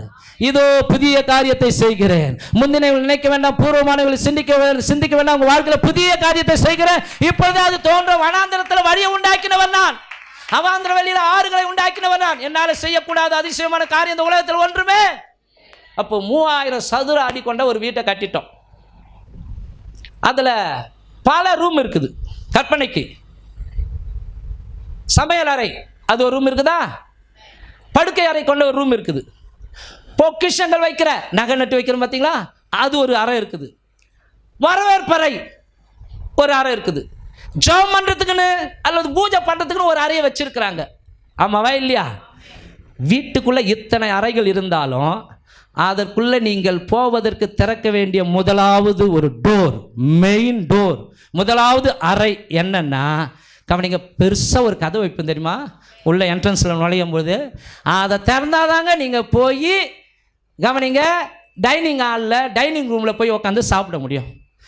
டயர்டாக இருக்குதுன்னு மெயின் டோரை திறந்தாதான் நீங்கள் உள்ளே போய் படுக்கைகளில் படுத்து இளைப்பாற முடியும். நான் இங்கே சொல்ல வரேன், அந்த மெயின் டோர் தான் கர்த்தராகிய இயேசு கிறிஸ்து. நானே வழியும் சத்தியமும் ஜீவனுமாய் இருக்கிறேன், என்னாலே அல்லாமல் ஒருவனும் பிதாவினிடத்தில் வரார். அப்போ அன்பானுள்ளே, நீங்களும் நானும் ஒருவருக்கு கதவை திறக்க வேண்டும். அவர் யார் என்றால் கர்த்தராகிய இயேசு கிறிஸ்து.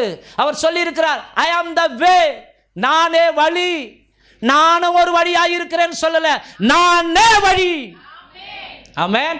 அவருக்கு நம்முடைய மனக்கதவை திறந்தார், அவர் உள்ள வருவார்.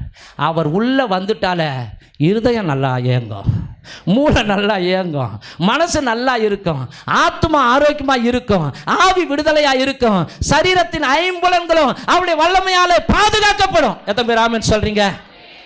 ஆமென். அப்போ அவருக்கு திறக்காம எனக்கு பொக்கிஷம் இருக்கிற அறை வேணும், நான் படுத்து தூங்குற அறை வேணும், எனக்கு கிச்சன் அறை அழகாக இருக்கணும்னா, அன்பான தேவ ஜனங்களே கவனிங்க, எல்லா நாமத்திற்கும் மேலான நாமம் இயேசு கிறிஸ்துவின் நாமம். ஒரு கணவன் மனைவி இருந்தாங்களா, அவங்க மனைவி ரட்சிக்கப்பட்டவங்க அப்பப்போ நைட் பிரேக்கெல்லாம் போயிடுவாங்க. ஒரு நாள் வீட்டுக்காரரை கூப்பிட்டாங்க, ஐயோ நான் வர மாட்டேன் நீ போ. சரி அனுப்பிட்டார். இவங்க போயிட்டாங்க. நடு ராத்திரி 12 இருக்கும். 4 திருடனுங்க வந்து வீட்டு அந்த கிரில் கதவை உடைக்கிறாங்க. அதை உடச்சா தான் அடுத்தது மரக்கதவை உடைக்கணும். உடைக்கும் போது லைட்டை போட்டு அவர் அந்த சந்து வையை பார்த்தா 4 பயங்கரமான முரட்டு ஆசாமிகள். இவருக்கு பயம் வந்துடுச்சு, பதட்டம் வந்துடுச்சு. எல்லா கடவுள் பணியும் சொல்லி கூப்பிட்றாராம், ஐயோ கடவுளை காப்பாற்று, கடவுளை காப்பாற்று, காப்பாற்று, காப்பாற்று. ஆனால் உடச்சிட்டானுங்க கிரில. இப்போ மரக்கதவை உடச்சின்னு இருக்கிறானுங்க. அந்த சமயத்தில் நம்ம பொண்டாட்டி எங்கேயோ போயிருக்கிறாளே, அந்த பொண்டாட்டி கும்பிட்ற கடவுள் பேர் என்னது? ஐயோ இந்த சமயத்தில் ஞாபகத்துக்கு வரமாட்டேந்தே அப்படின்னு சொல்லிக்கினேன். ஐயோ என்ன பேர் என்ன பேர் என்ன பேரு? அவருக்கு ஞாபகமே வரல. என் பொண்டாட்டி கும்பிட்ற தெய்வமே என்னை காப்பாற்றணும்னு அந்த தெருவில் இருந்த டிரான்ஸ்பார்மர் டமான்னு பண்ணிதான். உண்மைங்க, கையை தட்டி உண்மை. உடனே கவனிங்க, ஜனங்க உடனே வெளியே வந்துடும் இல்லையா, அந்த 4 திருநங்களும் ஓடிய போயிட்டாங்களாம். ஆபத்து காலத்தில் என்ன நோக்கி கூப்பிடு. ஆமாம், இந்த உலகத்தில் ஒரே நாமம் தான் மனுஷர்களுக்கு கொடுக்கப்பட்டிருக்கிறது, அது கர்த்தராகிய இயேசு கிறிஸ்துவின் நாமம். அந்த நாமமே அல்லாமல் இந்த உலகத்தில் யாருக்குமே ரட்சிப்பு இல்லை. நீதிமொழிகள் 23:6 சொல்கிறது, என் மகனே உன் இருதயத்தை எனக்கு தா. அதாவது உன் இதயத்தை கர்த்தருக்கு கொடு. இல்லை, எனக்கு இருக்கிற இதயத்தை எனக்கு பிடிச்சவனுக்கு கொடுத்துட்டேன் அப்படி சொல்லாத. போய் சேர வேண்டிய இடம் வேறு மாதிரி இடமா இருக்கும். எனக்கு பிடிச்ச அந்த இதயத்தை நான் என்ன பண்ணிட்டேன்னா, என் இதயம் என்கிட்ட இல்லை, அதை யாருக்கிட்ட கொடுத்துட்டேன்னா அவனுக்கு பிடிச்சவனுக்கு, என் கண்ணுக்கு ரொம்ப இனிமையாக இருக்கிறானே அவனுக்கு கொடுத்துட்டேன். அப்புறம் உன்னை சித்திரவதை பண்ணுவான். சரிங்களா? கொடுக்க வேண்டியவருக்கு கொடு, உன் வாழ்க்கை சிறப்பாக இருக்கு. சாது சுந்தர் சிங்னு ஒரு தேவ மனிதர் ஊழியம் செஞ்சார். கவனிங்க, அந்த குளத்தில் இருக்கிற அவங்க தாய் தகப்பெல்லாம், ஐயோ எங்களுக்கு இழிவு அவமானம், எப்படியாவது இவன் இயேசுவை மறுதளிக்கணும், இயேசுனார் பின்னாடி போகக்கூடாது, இந்த இயேசுக்காக இவன் சேவை செய்யக்கூடாதுன்னு சொல்லி எவ்வளோ அட்வைஸ் பண்ணுறாங்க, பணத்தை காட்டுறாங்க, பொருளை காட்டுறாங்க. ஒரு நாள் ஒரு முடிவுக்கு வந்தாங்க. என்னென்னா, ஒரு அழகான அவங்க சொந்தக்கார பெண்மணியை ஒரு ரூமுக்குள்ளே அடைச்சி வச்சுட்டாங்க. ஏகப்பட்ட நகை, நிறைய பணத்தை வச்சுட்டாங்க. பையனுக்கு சாப்பாடெலாம் கொடுத்துட்டாப்பா, நீ போய் சரி நீ வீட்டில் போய் ரெஸ்ட் எடு, நாளைக்கு இயேசுநாரை பற்றி நீ ஊழியம் செய்ய போகிறேன்னு சொல்கிற இல்லையா, அதை நாளைக்கு பேசிக்கலாம் போனோடனே போய் கதவை திறந்து உள்ளே போனார். தாப்பால் போட்டு பூட்டாங்க. போனால் உண்மையாங்க இது, அங்கே அழகான ஒரு பெண்மணி நிர்வாணமாக இருக்கிறாளாம், சொந்தக்கார பெண்மணி. அந்த பெண்மணி தான் அவருக்கு கட்டி கொடுத்துக்க இருக்கிறாங்க. இவங்க எல்லாம் சொந்தம் காத்துங்க இருக்குதா. பொண்ணு மழைக்கு என்ன பண்ணியிருப்பா, சாது சுந்தருடைய இதயத்தை கவர் பண்ணிட்டு இருப்பா. உள்ள சாது சுந்தர் சிங் வெளியே வந்தோடனே அந்த பொண்ணை எனக்கு கட்டி கொடுன்னு கேட்க போகிறான். இப்படி தான் எல்லாம் நினச்சின்னு இருக்கிறாங்க. பொழுது வெடிஞ்சது, கதவை திறந்தாங்க. கவனிங்க, அந்த பெண்மணி, அந்த அழகான பெண்ணு கூனி குறுகி போய் வெளியே வந்து, தயவு செய்து அவரை விட்டு விடுங்கள் அப்படின்னு சொன்னாலாம். ஏம்மா என்னமாச்சு? இல்லை, அவர் என்ன தெரியுமா சொன்னார், அவர்கிட்ட நான் நெருங்கினேன், அவர் என்னையும் தொடலை, அந்த நகை நட்டெல்லாம் தொடலை. அவர் சொன்னார், எனக்கு இருப்பது ஒரு இதயம், அந்த இதயத்தை எப்பொழுதோ நான் இயேசுவிடத்தில் கொடுத்து விட்டேன் அப்படின்னு சொல்லி அந்த பெண்மணிக்கே சத்தியம் சொல்கிறாராம். ஐயோ, இவர் என்ன பண்ணுங்க, அவர் கும்புற ஏசாமிக்கு அவர் கொடுத்துடுங்கன்னு சொல்லிட்டு ஓடிட்டாங்களாம் அந்த அம்மா. வேறு வழி இல்லை. அவனுக்கு அந்த மனுஷனுக்கு கடைசியில் பிரியா விடை கொடுக்க நல்ல விருந்து ஆயத்தம் பண்ணாங்க. விருந்தில் கொடிய பாயசம் கலந்தாங்க, சாப்பிட வச்சாங்க. சாப்பிடும்போது அவ்வளோ உபசரிப்பு, யாரு? தாய் தகப்பன்.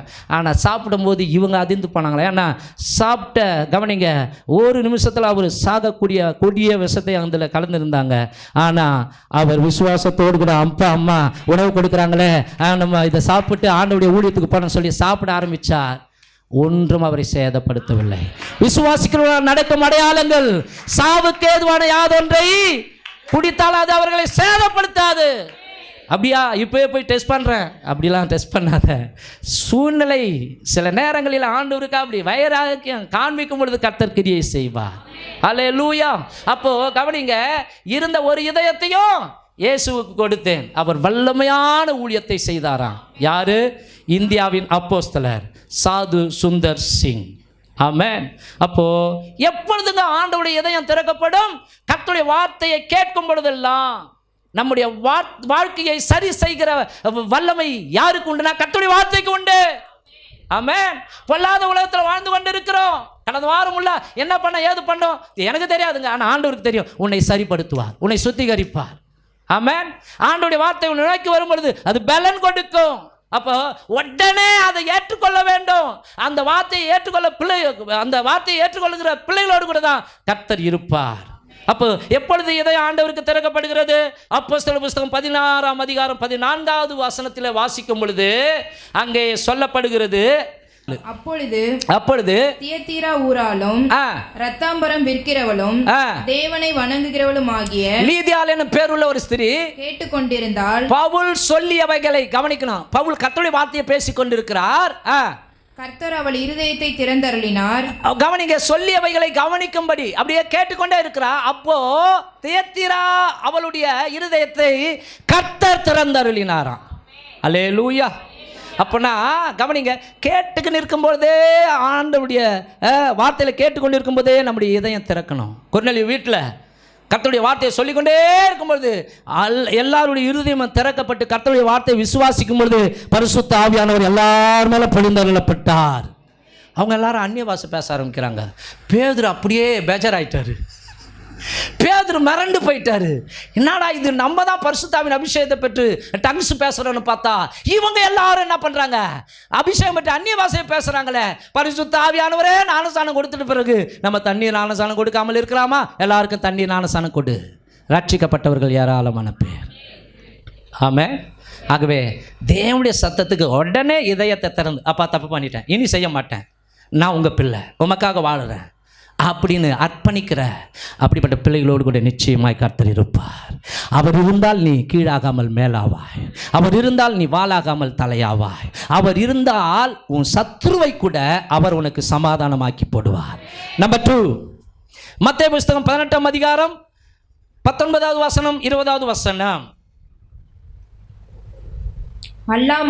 அல்லாமலும் உங்களில் 2 பேர் தாங்கள் வேண்டிக் கொள்ள போகிற எந்த காரியத்தை குறித்தாகிலும் பூமியிலே ஒருமனப்பட்டிருந்தால் பரலோகத்தில் இருக்கிற என் பிதாவினால் அது அவர்களுக்கு உண்டாகும் என்று உங்களுக்கு சொல்லுகிறேன். ஏனெனில் 2 பேராவது 3 பேராவது என் நாமத்தினாலே எங்கே கூடியிருக்கிறார்களோ அங்கே அவர்கள் நடுவிலே இருக்கிறேன் என்றார். ஆமென். இரண்டாவது யாரோடு கூட தேவன் இருப்பாருங்க? ஒரு மனமாய் கூடி ஜெபிக்கிற மக்களின் நடுவிலே கர்த்தர் இருக்கிறார். இங்க சொல்லப்பட்டிருக்கிறது, அல்லாமலும் உங்களில் 2 பேர். அந்த 2 பேர் கணவன் மனைவியா இருக்கலாம். அந்த 2 பேர் நண்பனா இருக்கலாம். 2 ஃப்ரெண்ட்ஸுங்க, 2 வாலிப தோழிகள். நேரத்தை வீணா போக்குவதை விட நம்ம உட்காந்து தேவனை நோக்கி ஜெபம் பண்ணலாமா? தேசம் ரட்சிக்கப்பட, ஊழியங்கள் ஆசீர்வதிக்கப்பட, அழிந்து போகிற மக்களுடைய ரட்சிப்புக்காக உட்கார்ந்து ஜெபம் பண்ணலாமான்னு சொல்லி 2 பேர் முட்டி போடும்போது 3ஆவதாய் கர்த்தர் அங்கே நடுவிலே வருகிறாரா?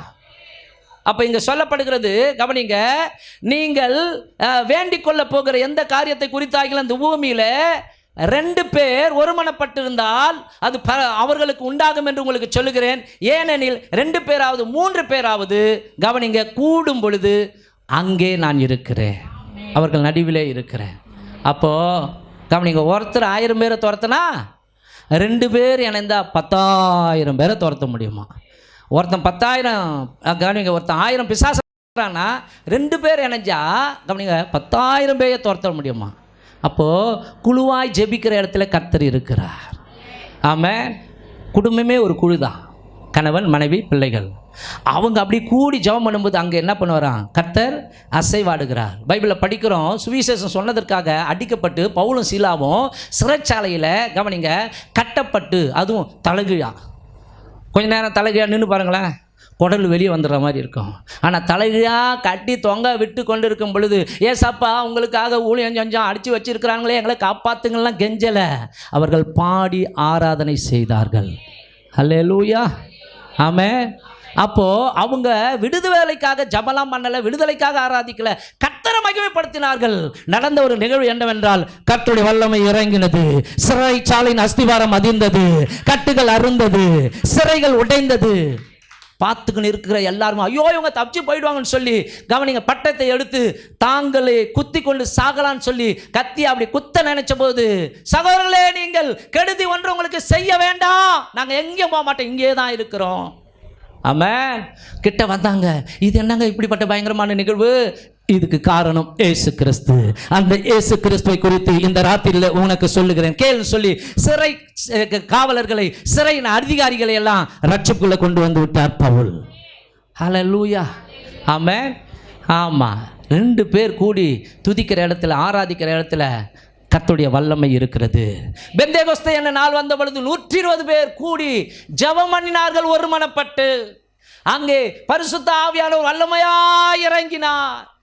ஆமென். அங்கே தாங்க உண்மையாகவே ஆவிக்குரிய சபை உண்டாச்சு. அது தெரியாமல் நாங்கள் தான் தாய் சபை, நான் தான் தகப்பன் சபை அப்படின்னு சொல்லி சில சபைகள் சொல்லுவாங்க. உண்மையாக அங்கே தான் ஸ்பிரிச்சுவலா ஆவிக்குரிய சபை அங்கே தான் உருவாச்சு. எத்தனை பேர் ஏற்றுக்கிறீங்க இந்த கருத்தை? அங்க பரிசுத்த ஆவியினால் நிரப்பப்பட்டு எல்லாரும் அந்நிய பாஷையை பேசும்பொழுது இது என்னடா இது, இப்படி எல்லாருமே வெறி கொண்டு இப்படி குடிச்சிட்டு அப்படியே பேசுற மாதிரி பேசுறாங்க. ஆனா நமக்கு தெரிந்த ஜென்ம பாஷையில் அவங்க தேவனை புகழுகிறார்கள். அந்த பாஷை அவனுக்கு தெரியாத, அவன் படிப்பறிவு இல்லாதவனாச்ச, அவன் மீனவனாச்ச, எல்லாரும் கண்டு பிரமிக்கும் பொழுது பேதுரு எழுந்தார். 11 சீஷர்களோடு கூட அவரும் எழுந்து நின்று, நீங்கள் காட்டி கொடுத்த இயேசு கிறிஸ்துவை குறித்து நான் உங்களுக்கு சொல்லுகிறேன், நீங்களோ அவரை சிலுவையில் அறைந்தீர்கள், அவர்தான் தேவன், அவர்தான் உங்களை ரட்சிப்பார், அவர் இல்லை என்றால் நீங்கள் அத்தனை பேரும் பாதாளத்திற்கு போவீர்கள். ஆகவே இயேசுவே தேவன், அவரே பாவ மன்னிப்பை கொடுக்கிறவர் என்று சொல்லும் பொழுது கேட்ட அத்தனை பேரும் இதயத்திலே குத்தப்பட்டவர்களாய் நாங்கள் என்ன செய்ய வேண்டும்? கர்த்தராகிய இயேசு கிறிஸ்துவை உங்கள் வாழ்க்கையில் இரட்சகராக ஏற்றுக்கொள்ளுங்கள். அப்பொழுது பாவ மன்னிப்பின் நிச்சயத்திற்கென்று நீங்கள் ரட்சிக்கப்பட்டு தேவனுடைய பிள்ளையாய் மாறுவீர்கள். இதயத்தில் குத்தப்பட்டவர்களாய் அன்றைக்கு இயேசு ஏற்றுக்கொண்டவர்கள் 3000 பேர். இப்போ சொல்லுங்கள், அப்போ உண்டான சபை எப்படிப்பட்ட சபை? ஆவிக்குரிய சபை தானே? ஆமென். ஆனால் பெந்தேகோஸ்தே சர்ச்சுன்னா, அப்படி பெந்தேகோஸ்தேனா 50வது நாள். ஆமென். ஆனால் இன்னைக்கு பெந்தேகோஸ்தே சபைன்னா வேறு மாதிரி வெள்ளையும் சொல்லையுமா வருவாங்க, காதில் மூக்கில் எல்லாத்தையும் கைட்டிடுவாங்க. அப்படி கிடையாது. உன் மனம் மாறட்டும், நீ எல்லாத்தையும் போட்டுக்கோ, ஆனால் உன் வாழ்க்கை தேவனுக்கு பிரியமாக இருக்கட்டும். ஆமென். அப்போ கவனிங்க, 120 பேர் கூடியிருந்தாங்க, ஜெபித்தாங்க, தேவனுடைய வல்லமை இறங்கி வந்தது. அப்போஸ்தலர் காலங்களில் ரட்சிக்கப்பட்ட மக்கள் வீடுகள் தோறும் ஒருமனப்பட்டு கூடி வந்தார்கள். கர்த்தர் கூட இருந்த அற்புதங்களையும் அடையாளங்களையும் செய்தார் என்று சொல்லி அப்போஸ்தலர் புஸ்தகம் 2ஆம் அதிகாரம் 42-43 வசனங்கள் சொல்கிறது. குறித்து கொள்ளுங்கள், நான் கடந்து போக விரும்புகிறேன். வட மாநிலத்தில் ஜேம்ஸ் ஊழியத்தை செய்கிற அருமையான ஊழியக்காரர் அகஸ்டின் ஜெபக்குமார் அவர்கள் ஒரு கிராமத்தில் இந்த அட்டை படத்தெல்லாம் செஞ்சு ஊழியம் செய்வாங்க இல்லையா, இயேசு மாதிரி, சாத்தான் மாதிரி, அப்புறம் அந்த சிறுவன் அப்பத்தை வச்சுருக்கிறான் இல்லையா, சிறு மீனெல்லாம் வச்சுருந்தான் இல்லையா, அந்த மாதிரி, குஷ்டரோகிகளை சுகம், அந்த மாதிரி அந்த அட்டைப்பட காரியங்களை காண்பித்து ஊழியம் செஞ்சு கடைசியில் இப்போ அழைப்பு கொடுக்குறாராம். கடைசியில் இவர் கவனிங்க, இயேசுவின் பிறப்பிலே தொடங்கி இயேசுநாளுடைய சிலுவையில் அறையப்படுறாங்க இல்லையா, அந்த காட்சியை சொல்லி உங்களுக்காக இப்படி சிலுவையில் அகோரமாக மரணமடைந்து 3ஆம் நாள் உயிரோடு கூட எழுந்தார். இப்படிப்பட்ட இயேசு எத்தனை பேருக்கு வேண்டும் அப்படின்னு சொல்லும் பொழுது அதில் ஒருத்தன் வேகமாக எழுந்து நின்று, நீங்கள் சொல்லுகிற இயேசு எனக்கு வேண்டாம் அப்படின்னாராம். இவர் ஷாக் ஆயிட்டாராம். அவன் சொன்னானா, உங்கள் பக்கத்தில் வெள்ளை உடையோடு கூட ஜொலித்து கொண்டு நிற்கிறாரே அந்த இயேசு தான் எனக்கு வேண்டும். அல்லேலூயா, ஆமென். கவனிங்க, ஸ்தோத்திரம். இந்த பரிசுத்தவானுக்கு அவ தெரியல, ஆனால் இயேசு பக்கத்தில் இருக்கிறார். அதே மாதிரி வட மாநிலத்தில் சலவை தொழிலை செய்கிற தம்பதிகள் இயேசு ஏற்றுக்கொண்டார்கள். இந்த வசனத்தை சொல்லி ஞாயிற்றுக்கிழமை ஊழியக்கார் பிரசங்கம் பண்ணிட்டார். மறுநாள் அவங்க திங்கள் செவ்வாய்க்கிழமை துணி மூட்டையெல்லாம் எடுத்துக்கிட்டு போய் ஆற்றுல துவைக்க ஆரம்பித்தாங்களாம். அப்போ அவங்களுக்கு 4 வயசு குழந்தை. இது ஒரு உண்மை சம்பவம். கவனிங்க, அவங்க துவைக்கிற அந்த சிவராசியத்தில் கவனிங்க, குழந்தை ஆற்றுல இறங்குறத கவனிக்கல, குழந்தை முழுகி போச்சு, செத்தே போச்சு. எங்கே குழந்தை காண நிமிந்து பார்த்தா குழந்தை மிதக்குது. அலறி அடித்து குழந்தைய கரையில் கொண்டு வந்து கவனிங்க அழறாங்க, மார்பில் அடித்து கொண்டு ஏசப்பா ஏசப்பான்னு கத்துறாங்க. கிராமே இவங்களை வந்து கேலி கிண்டல் பரியாசம் பண்ணுது. இந்த கிராமம் என்ன சொல்லும், இயேசு பின்னாடி போன இவங்களுக்கு இருந்த குழந்தையும் போச்சுன்னு சொல்லுமே. அப்போது மனைவி சொல்கிறாங்க, எங்க இந்த வாரம் பாஸ்டர் என்ன பிரசங்கம் பண்ணார், அல்லாமலும் தாங்கள் வேண்டிக் கொள்ள போகிற எந்த காரியத்தை குறித்தாகலும் இந்த பூமியில் 2 பேர் ஒருமனப்பட்டால் அது என் பிதாவினால் அவர்களுக்கு உண்டாகும்னு சொல்லியிருக்கிறார் இல்லையா. ஆகவே நம்ம ஜெபம் பண்ணுவாங்க, நம்முடைய குழந்தைய ஏசப்பா உயிரோடு கூட கொடுப்பார். ஆரம்பத்தில் அவர் அதுக்கு உடன்படலை. சரி பொண்டாட்டி சொல்கிறாள்னு சொல்லி முட்டி போட ஆரம்பித்தார். அந்த மணலில் முழங்கால் படிட்டு 1 ஹவர் ஜெபம் பண்ணாங்க, 2 ஹவர் ஜெபம் பண்ணாங்க, 3 மணி நேரம், 4 மணி நேரம், 5 மணி நேரம், 6 மணி நேரம் ஜெபம் பண்ணும் பொழுது அந்த குழந்தை உயிரோடு கூட எழும்பினதான். அந்த குழந்தை அம்மா அப்பா அம்மா அப்பா அம்மா அப்பான்னு உழுக்குச்சான். அப்போதான் கண்ணை திறந்து என் செல்லான்னு வாரி அணைத்து கொண்டாங்களாம். இயேசுவே என்று கதறினார்களாம். நீர் ஜீவிக்கிறீர். அல்லேலூயா, ஆமென். ஒரு மனமாய் ஜெபிக்கிற பிள்ளைகளோடு கூட கர்த்தர் இருக்கிறார். 3வது காரியம், அப்போஸ்தலர் புஸ்தகம் 18ஆம் அதிகாரம் 9-10 வசனங்களை வாசிப்போம். ராத்திரியிலே கர்த்தர் பவுலுக்கு தரிசனமாகி நீ பயப்படாமல் பேசு சொல்றாரு, நீ பயப்படாமல் பேசு, மௌனமாயிராதே, நான் உன்னுடனே கூட இருக்கிறேன், உனக்கு தீங்கு செய்யும்படி ஒருவனும் உன்மேல் கை போடுவது இல்லை. மூன்றாவது கவனிங்கள், இயேசுவை பற்றி பேசுகிற பிள்ளைகளோடு கூட கர்த்தர் இருப்பார். இங்க பவுல் சொல்றாரு, அந்த 9வது வசனத்தை காட்டுமா, என்ன சொல்றாருன்னா, நான் அந்த ராத்திரில கர்த்தர் பவுலுக்கு தரிசனமாகி நீ பயப்படாமல் சத்தியத்தை பேசு, ஆமென், நீ பயப்படாமல் பிரசங்கம் பண்ணு, நீ பயப்படாமல் இந்த பட்டணத்தில் என்னை குறித்து அறிவி, மௌனமாயிராதே, நான் உன்னுடனே கூட இருக்கிறேன். ஆமென். அப்போ அன்பானவர்ல யாரு கூடங்க கர்த்தர் இருக்கிறார்னா, கவனிங்க, யார் இயேசுவை குறித்து சொல்லிக்கொண்டே இருக்கிறார்களோ, யாரெல்லாம் இயேசுவை குறித்து பிரசங்கித்துக் கொண்டே இருக்கிறார்களோ அவர்களோடு கூட இயேசு இருக்கிறார். எத்தனை பேர் இயேசுவை குறித்து மற்றவங்களுக்கு சொல்றீங்க? ஆமென். அப்போ உங்க எல்லாரு கூடயும் அவர் இருக்கிறார், அவருடைய அபிஷேகம் இருக்கிறது. கவனிங்க, பீகார் பகுதியிலே தான் நடந்த ஒரு அற்புதமான காரியம். 2 வாலிப பெண் பிள்ளைகள் மலை கிராமத்துக்கு போய், கவனிங்க, இயேசுவை அறிவிக்க ஆரம்பித்தார்கள். ட்ராக்ஸ் கொடுத்தாங்க. அந்த பகல் முழுவதும் செஞ்சுட்டு, கவனிங்க, குறிப்பிட்ட டைமுக்கு கீழே வரணும். இப்போது அவங்களுக்கு பதட்டமாயிடுச்சு. அந்த கடைசி பஸ் போயிட போகுதுன்னு சொல்லி அவங்க 2 பேரும் என்ன பண்ணாங்க, அந்த கடைசி பஸ்ஸுக்கு வந்து காத்திருந்தா ஒரே இருட்டு, யாருமே இல்லை.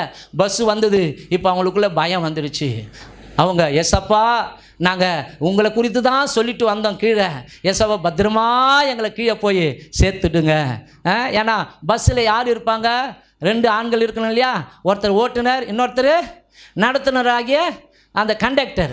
ஆகவே இவங்க ஜாம் பண்ணுறாங்க, பயத்தோடு கூட. கவனிங்க, அந்த வண்டி பஸ்ஸு நின்னோடனே ஏறுறாங்க, மேலே ஏறி உக்காடுறாங்க.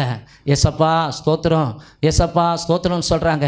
அந்த 3 பேர் உக்காடுறாங்க இல்லையா, அந்த சீட்டில் ஒரு வாலிப பெண் ஜன்னலோரம் பைபிள் அணைச்சின்னு உக்காந்துட்டாங்க. 2வது பெண்மணியும் ஒட்டிக்கின்னு அப்படியே உக்காந்துட்டாங்க. இப்போ கவனிங்க, கிட்ட கொஞ்சம் தூரம் போனோடனே கிட்ட கண்டக்டர் வராரு. அப்படி பார்வையால் பார்க்குறாரு. பார்த்த உடனே இவங்களுக்கு பயம் வருது. ஏன்னா அந்த நாட்களில் அங்கங்கே அந்த கற்பழிப்பு சம்பவங்கள்லாம் நடக்குது, நிறைய காரியம்லாம் நடக்குது. ஆகவே இந்த பிள்ளைங்க பயப்படுது. எஸ்அப்பா, நீங்கள் தான் எங்களை காப்பாற்றணும், எங்களை பத்திரமா கீழே கொண்டு போய் என்ன பண்ணுங்க, சேர்த்துடுங்க அப்படின்னு உடனே டிக்கெட்டுன்றாரு. இவங்க, இந்தாங்க இந்த ஊருக்கு 2 டிக்கெட் கொடுங்கன்னொடனே, ஏமா என்னம்மா 2 கேட்குறேன், பக்கத்தில் உட்காந்து இருக்கிறவருக்கு யார் எடுப்பாங்க டிக்கெட்டு? உங்கள் கூடவே உட்காந்துக்கிறாரு, இவருக்கு யார் எடுக்கிறது டிக்கெட்டு? இவங்களுக்கு புரியல. உடனே கவனிங்க, சத்தமாக கேட்டவனே, தோ கூட உட்காந்துருக்கிறாரு ஆஜானு பாகுவா, அவருக்கு யார் எடுக்கிறது டிக்கெட்டு அப்படின்னு உடனே அவருக்கு சேர்த்து டிக்கெட் கொடுங்க. அந்த சீட்டு கவனிங்க, அவங்களுக்கு தெரியல யார் உட்காந்துருக்கிற மாதிரி. ஆனால் இந்த கண்டக்டருக்கு அங்கே ஒரு மனிதர் உட்கார்ந்து இருக்கிறது போலவே. ஏன்னா கர்த்தர் கூட இருக்கிறார். நீ பயப்படாம போய் என்னை குறித்து பேசு. நீ பேசிட்டு வரும்பொழுது கூட நீ தனியா வரமாட்ட. நான் உன்னை விட்டு விலகுவதும் இல்லை, உன்னை கைவிடுவதும் இல்லை. நான் உன்னோடு கூட இருப்பேன், உன்னை கண்ணின் மணியை போல பாதுகாப்பேன். இது நடந்த உண்மை சம்பவங்க. இன்னொன்று இலங்கை தேசத்தில் நடந்தது. தென்கொரியாவிலிருந்து ஒரு மிஷினரி, பெண் மிஷினரி என்ன பண்ணாங்க, இலங்கையில் ஊழியம் செய்ய ஆரம்பித்தாங்க. அப்போ 3 நாள் மீட்டிங். அப்போ இவங்க அந்த கொரிய பாஷையில் பேசும்பொழுது இலங்கை பாஷையை ஒருத்தர் என்ன பண்ணுவார், அந்த கொரிய பாஷையை உள்வாங்கி அவங்க ஆங்கில பாஷையை பேசும்பொழுது அதை உள்வாங்கி இவங்க என்ன பண்ணுவாங்கன்னா, இன்னொருத்தர் மொழிபெயர்ப்பாளர் சிலோன் பாஷையில் பேசணும். ஆனால் அந்த 3வது நாள் கவனிங்க, ஒர்ஷிப்லாம் நடக்குது. அந்த மொழிபெயர்ப்பாளர் எங்கே மாட்டிக்கினார்னா, டிராஃபிக்கில் மாட்டிக்கினார். இப்போ இவங்களை எவ்வளோ நேரம் தான் இழுத்து போகிறது, எதை ஒர்ஷிப்பை ஜனங்க வார காத்துங்க எடுக்கிறாங்க. இப்போ அந்த தென்கொரிய தேசத்தின் மிஷினரி அம்மா பேசுகிற நேரம் வந்துடுச்சு. அவங்க ஜெபிக்க ஆரம்பித்தாங்க. ஆண்டவரே, எனக்கு தெரியாது, நீங்கள் தான் இங்கே பிரசங்கம் பண்ணணும்.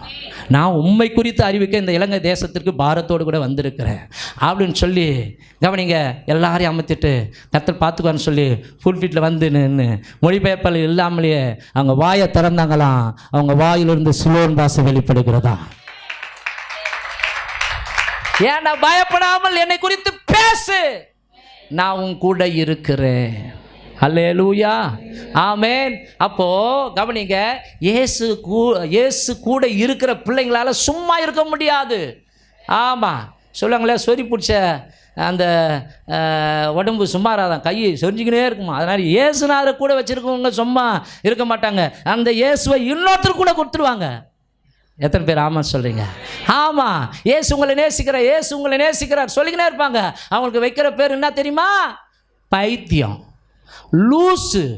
ஆமாம், இந்த பிரசங்கத்தை சொல்கிற நமக்கு உலகம் கொடுக்குற பட்டம் பைத்தியம். ஆனால் ரட்சிக்கப்படுகிற நமக்கு அது தேவ பலனாய் மாறுகிறது. அல்லேலூயா, ஆமென். ஆகவே அன்பானவர்களே, நீங்கள் இயேசு குறித்து அதிகமாய் சொல்ல ஆரம்பிங்கள், சத்தியத்தை சொல்ல ஆரம்பிங்கள், பிரசங்கம் பண்ண ஆரம்பிங்க. ஐயோ எனக்கு பிரசங்கம் பண்ண தெரியாது, உன் சாட்சியை சொல்ல கர்த்தர் கூட இருப்பார். ஆமென். எதிராளி ரட்சிக்கப்படுவார்கள். எத்தனை பேர் சொல்லுவீங்க? ஆமாம், புரியுதுங்களா? அப்போ இயேசுவை பற்றி பேச பேச நமக்குள்ள அபிஷேகமும் பெருக ஆரம்பிக்குமா. ஆகவே அவரை குறித்து பேசுகிற பிள்ளைகளோடு கூட கர்த்தர் இருக்கிறார். கடைசியாக ஒரு காரியத்தை சொல்லி நான் முடிக்க விரும்புகிறேன். நியாயாதிபதிகள் புஸ்தகம் 6ஆம் அதிகாரம் 11வது வசனத்திலிருந்து 16வது வசனம் வரைக்கும் வீட்டில் போய் படித்து பார்த்துங்க, சரிங்களா? அங்கே பைபிளை படிக்கிறோம், கவனிங்க. கிதியோனை பார்த்து கர்த்தர் சொல்கிறார், பராக்கிரமசாலியே கர்த்தர் உன்னோடு கூட இருக்கிறார். நீங்கள் படித்து பார்த்தீங்க, வீட்டில் போய் படித்து பார்த்துங்க, டைம் இல்லை, நான் முடிக்கணும். கர்த்தருடைய தூதனானவர் அவனுக்கு தரிசனமாகி பராக்கிரமசாலியே கர்த்தர் உன்னோடு கூட இருக்கிறார் என்றார். அப்போ அவன் சொல்கிறான், கர்த்தர் என் கூட இருந்தால் இதெல்லாம் நடக்குமா? நாங்கள் மீதியானுடைய கைக்கு கோதுமையை தப்புவிக்கும்படிக்கு பயந்து பயந்து பயந்து போராடித்து கொண்டிருக்கிறோம் அப்படின்னும் போது கர்த்தர் சொல்றார், நீ பராக்கிரமசாலி, கர்த்தர் உன்னோடு கூட இருக்கிறார், உனக்கு இருக்கிற இந்த பலத்தோடு கூட புறப்பட்டு போ, உன்னை அனுப்புகிறவர் நான் அல்லவா, உனக்கு இருக்கிற இந்த பலத்தோடு கூட போ. ஒரு மனுஷனை முறியடிக்கிறது போல மீதியானியரின் கூட்டத்திற்கு நீ கோதுமையையும் பாதுகாப்பாய், மீட்டெடுப்பாய், ஜனங்களையும் மீட்டெடுப்பாய். இதனுடைய சாராம்சம் என்னவென்றால், இதனுடைய ஆவிக்குரிய அர்த்தம் என்னவென்றால், அதாவது அழிந்து கொண்டிருக்கும் ஜனத்தை சாத்தான் கையில் இருந்து ரட்சிக்க வேண்டும் என்று முயற்சி எடுப்பவர்களுடன் கர்த்தர் கூட இருக்கிறார். ஆமென். ஆத்ம ஆதாயம் செய்கிற பிள்ளைகளோடு கூட கர்த்தர் இருக்கிறாருங்க. கவனிங்க, யோசுவா புஸ்தகத்தை கூட நீங்க போய் படிச்சு பாருங்க. அந்த 3ஆம் அதிகாரம் அதில் நீங்க படிச்சு பார்த்தீங்கன்னா யோசுவா சொல்வார், இன்று உங்களை பரிசுத்தம் பண்ணுங்கள், நாளைக்கு கர்த்தர் உங்கள் நடுவில் அற்புதங்களை செய்வார். அப்போ அப்படி சொல்லும் பொழுது ஆண்டவர் அவருக்கு ஒரு வாக்கு கொடுப்பார், நான் உன்னோடு கூட இருக்கிறேன் என்பதை எல்லாரும் அறியும்படிக்கு அவர்களுடைய கண்களுக்கு முன்பாக இன்று உன்னை மேன்மைப்படுத்துவேன். நீ என்ன பண்ணு, அந்த உடன்படிக்கை பெட்டியை சுமக்கிற ஆசாரியர்கள் அவங்க போய் அந்த யோர்தான் நதியில காலை வைக்க சொல்லு. அப்படி காலை வைக்கும் பொழுது யோர்தான் நதி 2ஆய் பிரியும். அப்ப கவனிங்க, சொன்னது இவருக்கு வாக்கு தத்தம், ஆனா உடன்படிக்கை பெட்டியை சுமந்து கொண்டு போறவங்க யாரு? ஆசாரியர்கள். கவனிங்க, அவங்களுக்கு என்ன தெரியுமா விசுவாசம், தைரியம்? உடன்படிக்கை பெட்டியே நம்ம கூட தான் இருக்குது, நம்ம கூட தான் ஆண்டவர் இருக்கிறார். இப்போ நம்முடைய தலைவராக இருக்கிற யோசுவா காலை வைக்க சொல்லிட்டாரு, ஓகே நம்ம வைப்பனோனே நடந்த ஒரு அற்புதம். கவனிங்க, யோர்தான் நதி 2ஆய் பிரிந்தது, கடலுக்கு போற தண்ணி போயிடுச்சு, அங்கிருந்து மேல ஓடி வர தண்ணி அப்படியே குவியலா குவியலா குவியலா நிக்குது. கவனிங்க, கிட்டத்தட்ட 20 லட்சம் ஜனங்கள் இந்த பக்கத்திலே கஷ்டத்திலும் போராட்டத்திலும், கவனிங்க, வேதனைகளிலும் பகலிலும் வெயிலிலும் அப்படியே 40 வருஷம் வனாந்தரத்தில் கடந்து வந்த ஜனங்கள் இப்பொழுது ஆசீர்வாதமான நாட்டுக்குள்ளாய் நுழைகிறார்கள். அதுக்கு காரணம் அந்த 4 பேர் உடன்படிக்கை பெட்டியை சுமந்து கொண்டு நின்றாங்க. ஒரு ஊர்வலம் போதுனால அந்த ஊர்வலம், கவனிங்க, ரோட்டை கிராஸ் பண்ணுறனால நம்மளாலேயே நிற்க முடியாது, மனசுக்குள்ளே திட்டுவோம், ஆண்டா இவங்க ஆனானா போராட்டம்பா, செக் எப்படா இவங்க ஊர்வலத்தை முடிப்பானுங்க, நம்ம திட்டுவோமா திட்ட மாட்டோமா உள்ளத்தில், எல்லாத்துக்கும் ஊர்வலம் போகிறானுங்களே ரோட்டை கிராஸ் பண்ணும்பொழுது. ஆனால் 20 லட்சம் ஜனங்கள் போகிற வரைக்கும் உடன்படிக்கை பெட்டி அவங்க தோல் மேலே இருந்து தான் சரீரமாக வலிச்சிருக்கும். ஆமென், ஹல்லேலூயா. காலும் வலிச்சிருக்கும், ஆனாலும் எங்கள் ஜனங்கள் இவங்க பாதுகாப்பான நாட்டுக்குள்ளாய் போக வேண்டும். அது வரைக்கும் எங்கள் தோல் வலிச்சா கூட பரவாயில்ல, கடைசி மனுஷன காலானுக்குள்ள கால் வைக்கிற வரைக்கும் நாங்கள் உடன்படிக்கை பெட்டியை தோளிலே சுமந்து கொண்டு நிற்போம். கையை தட்டுவோமா அந்த 4 பேருக்காக?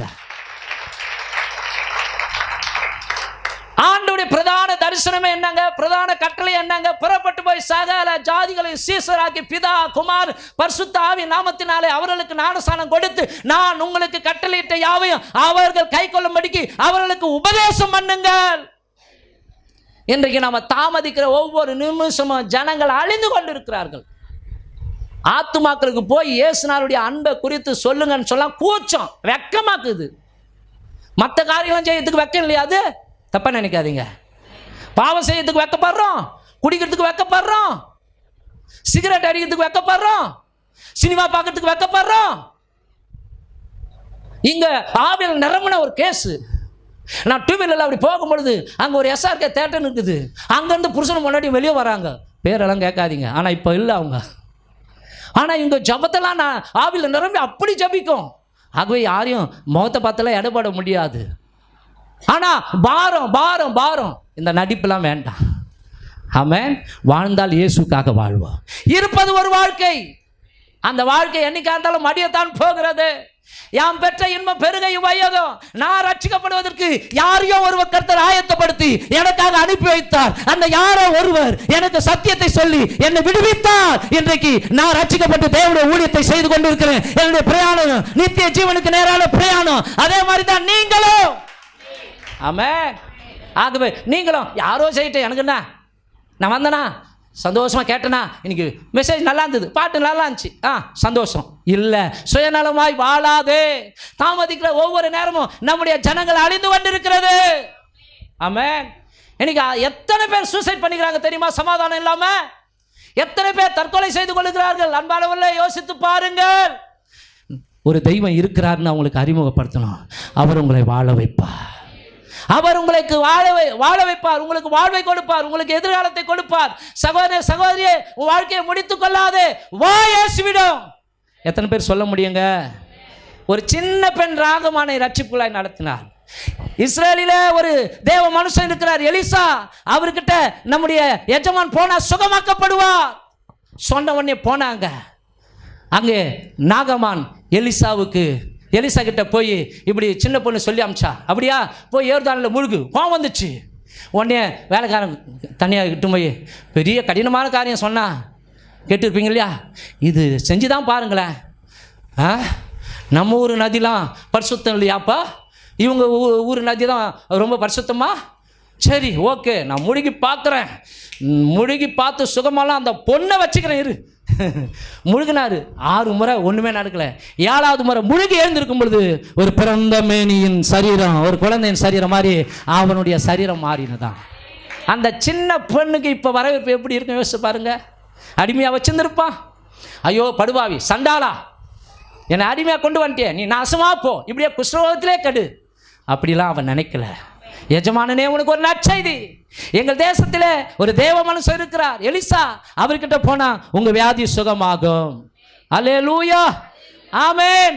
அப்போ கவனிங்க, நம்ம ரட்சிக்கப்பட்டு விட்டோம், கர்த்தருக்கு ஸ்தோத்திரம். ஆனால் நம்முடைய சொந்தங்கள், நம்முடைய நண்பர்கள், நம்முடைய உறவினர்கள், நம்முடைய ரத்தம் சம்பந்தப்பட்ட ஜனங்கள் எல்லாம் நம்முடைய பகுதியில் வாழ்ந்து கொண்டிருக்கிறாங்க. நம்முடைய கிராமத்தில் இருக்கிறாங்க, நகரத்தில் இருக்கிறாங்க, நம்முடைய தேசத்தில் இருக்கிறாங்க. அவர்கள் பாதாளத்திற்கு நேராக போய் கொண்டிருக்கிறார்கள். ஆகவே எவன் எப்படி போனால் எனக்கு என்ன, அப்படி இருக்கக்கூடாது. ஒரு முறை அகஸ்டின் அண்ணன் வட மாநிலத்தில் ஒரு கிராமத்துக்கு போய் ஊழியம் செய்யும் பொழுது டேக்ஸ் கொடுத்துட்டு ஊழியத்தை செய்து கொண்டிருந்தாராம், பிரசங்கம் பண்ணி கொண்டிருந்தாராம். நான் முடிக்க விரும்புகிறேன். அப்படி பிரசங்கம் பண்ணி கொண்டிருக்கும் பொழுது கவனிங்க, அவர் எல்லாத்தையும் விளாவரியாக சொல்லிட்டு, அன்பானவர்களே, இந்த இயேசு கிறிஸ்து சாபத்தை எல்லாம் சுமந்திருக்கிறார். இவரை உங்கள் உள்ளத்திலே ஆண்டவராக இரட்சகராக ஏற்றுக்கொள்ளும் பொழுது உங்கள் மேலே இருக்கிற சாபம் நீங்கி போகணும்னு சொல்லி அவர் சொல்லும் பொழுது ஓன்னு ஒரு பெண்மணி பித்து பிடிச்ச மாதிரி வந்து தலையில் அடிச்சுக்கின்னு அழுதாங்களாம். ஐயா, இதை ஒரு 2 நாளைக்கு முன்னாடி வந்து சொல்லியிருக்க கூடாதா? எனக்கு 3 பிள்ளைங்க. விசாரிச்சாங்களாம். ஒருத்தர் அருகில் இருந்தவரை கூட்டி என்ன நடந்தது விசாரிச்சோன்னே, இல்லை இவங்களுக்கு 3 பிள்ளைகள், அந்த 3 பிள்ளைகள், குடிகார கணவன், வீடு ஒரே சாபம் அப்படின்னு சொல்லி மந்திரவாதி மந்திரவாதி சொன்னால் உங்கள் குலதெய்வத்துக்கு ஒரு மூத்த குழந்தைய நீங்கள் பலியாக கொடுத்துட்டீங்களா, அடிச்சு போகிற அந்த ஆற்றுல தூக்கி போட்டிங்கன்னா உங்கள் சாபம் நீங்களும் சொன்னதுனால பைத்தியக்காரி அதை கேட்டு அதை நம்பி என்ன பண்ணா, மூத்த குழந்தைய ஆற்றுல தூக்கி போட்டா. இப்போ பைத்தியம் முடிச்ச மாதிரி அழுது கொண்டு இருக்கிறாருன்னு உடனே இடிஞ்சு போயிட்டாராம். ஆமென். அதான் சொன்னாங்களா, ஒரு 2 நாளைக்கு முன்னாடி வந்து இந்த நல்ல செய்தியை சொல்லியிருக்க கூடாதா? ஆமென். நம்ம நினைக்கிறோம் அவனுக்கு என்ன குறை. கவனிங்க, இயேசு இல்லாதவங்க எல்லாருமே குறையோடு கூட தான் இருக்கிறாங்க. நிறைவானவர் வரும்போது குறைவானவைகள் ஓய்ந்து போ. ஆமென். ஆகவே இயேசு இல்லாத மக்களுக்கு இயேசுவின் அன்பை சொல்லும் பொழுது அவர்களை அழிவிலிருந்து மீட்டு, சாத்தானின் பிடியிலிருந்து மீட்டெடுக்கிற பிள்ளைகள் முயற்சி செய்கிறாங்களே, அந்த பிள்ளைகளோடு கூட கர்த்தர் இருக்கிறாரா? அல்லேலூயா, ஆமென். ஆகவே சுவிசேஷம் சொல்ல ரட்சிக்கப்பட்ட ஜனங்கள் தாமதிக்கும் பொழுது சாத்தான் ரட்சிக்கப்படாத ஜனங்களின் ஆத்துமாக்களை பாதாளத்திற்கு கொண்டு போய் விடுகிறான். ஆகவே சுவிசேஷம் சொல்லுகிற பிள்ளைகளோடு கூட கர்த்தர் இருக்கிறார். எத்தனை பேர் சுவிசேஷம் சொல்லுவீங்க? நம்ம எல்லாரும் எழுந்து நிற்கலாமா?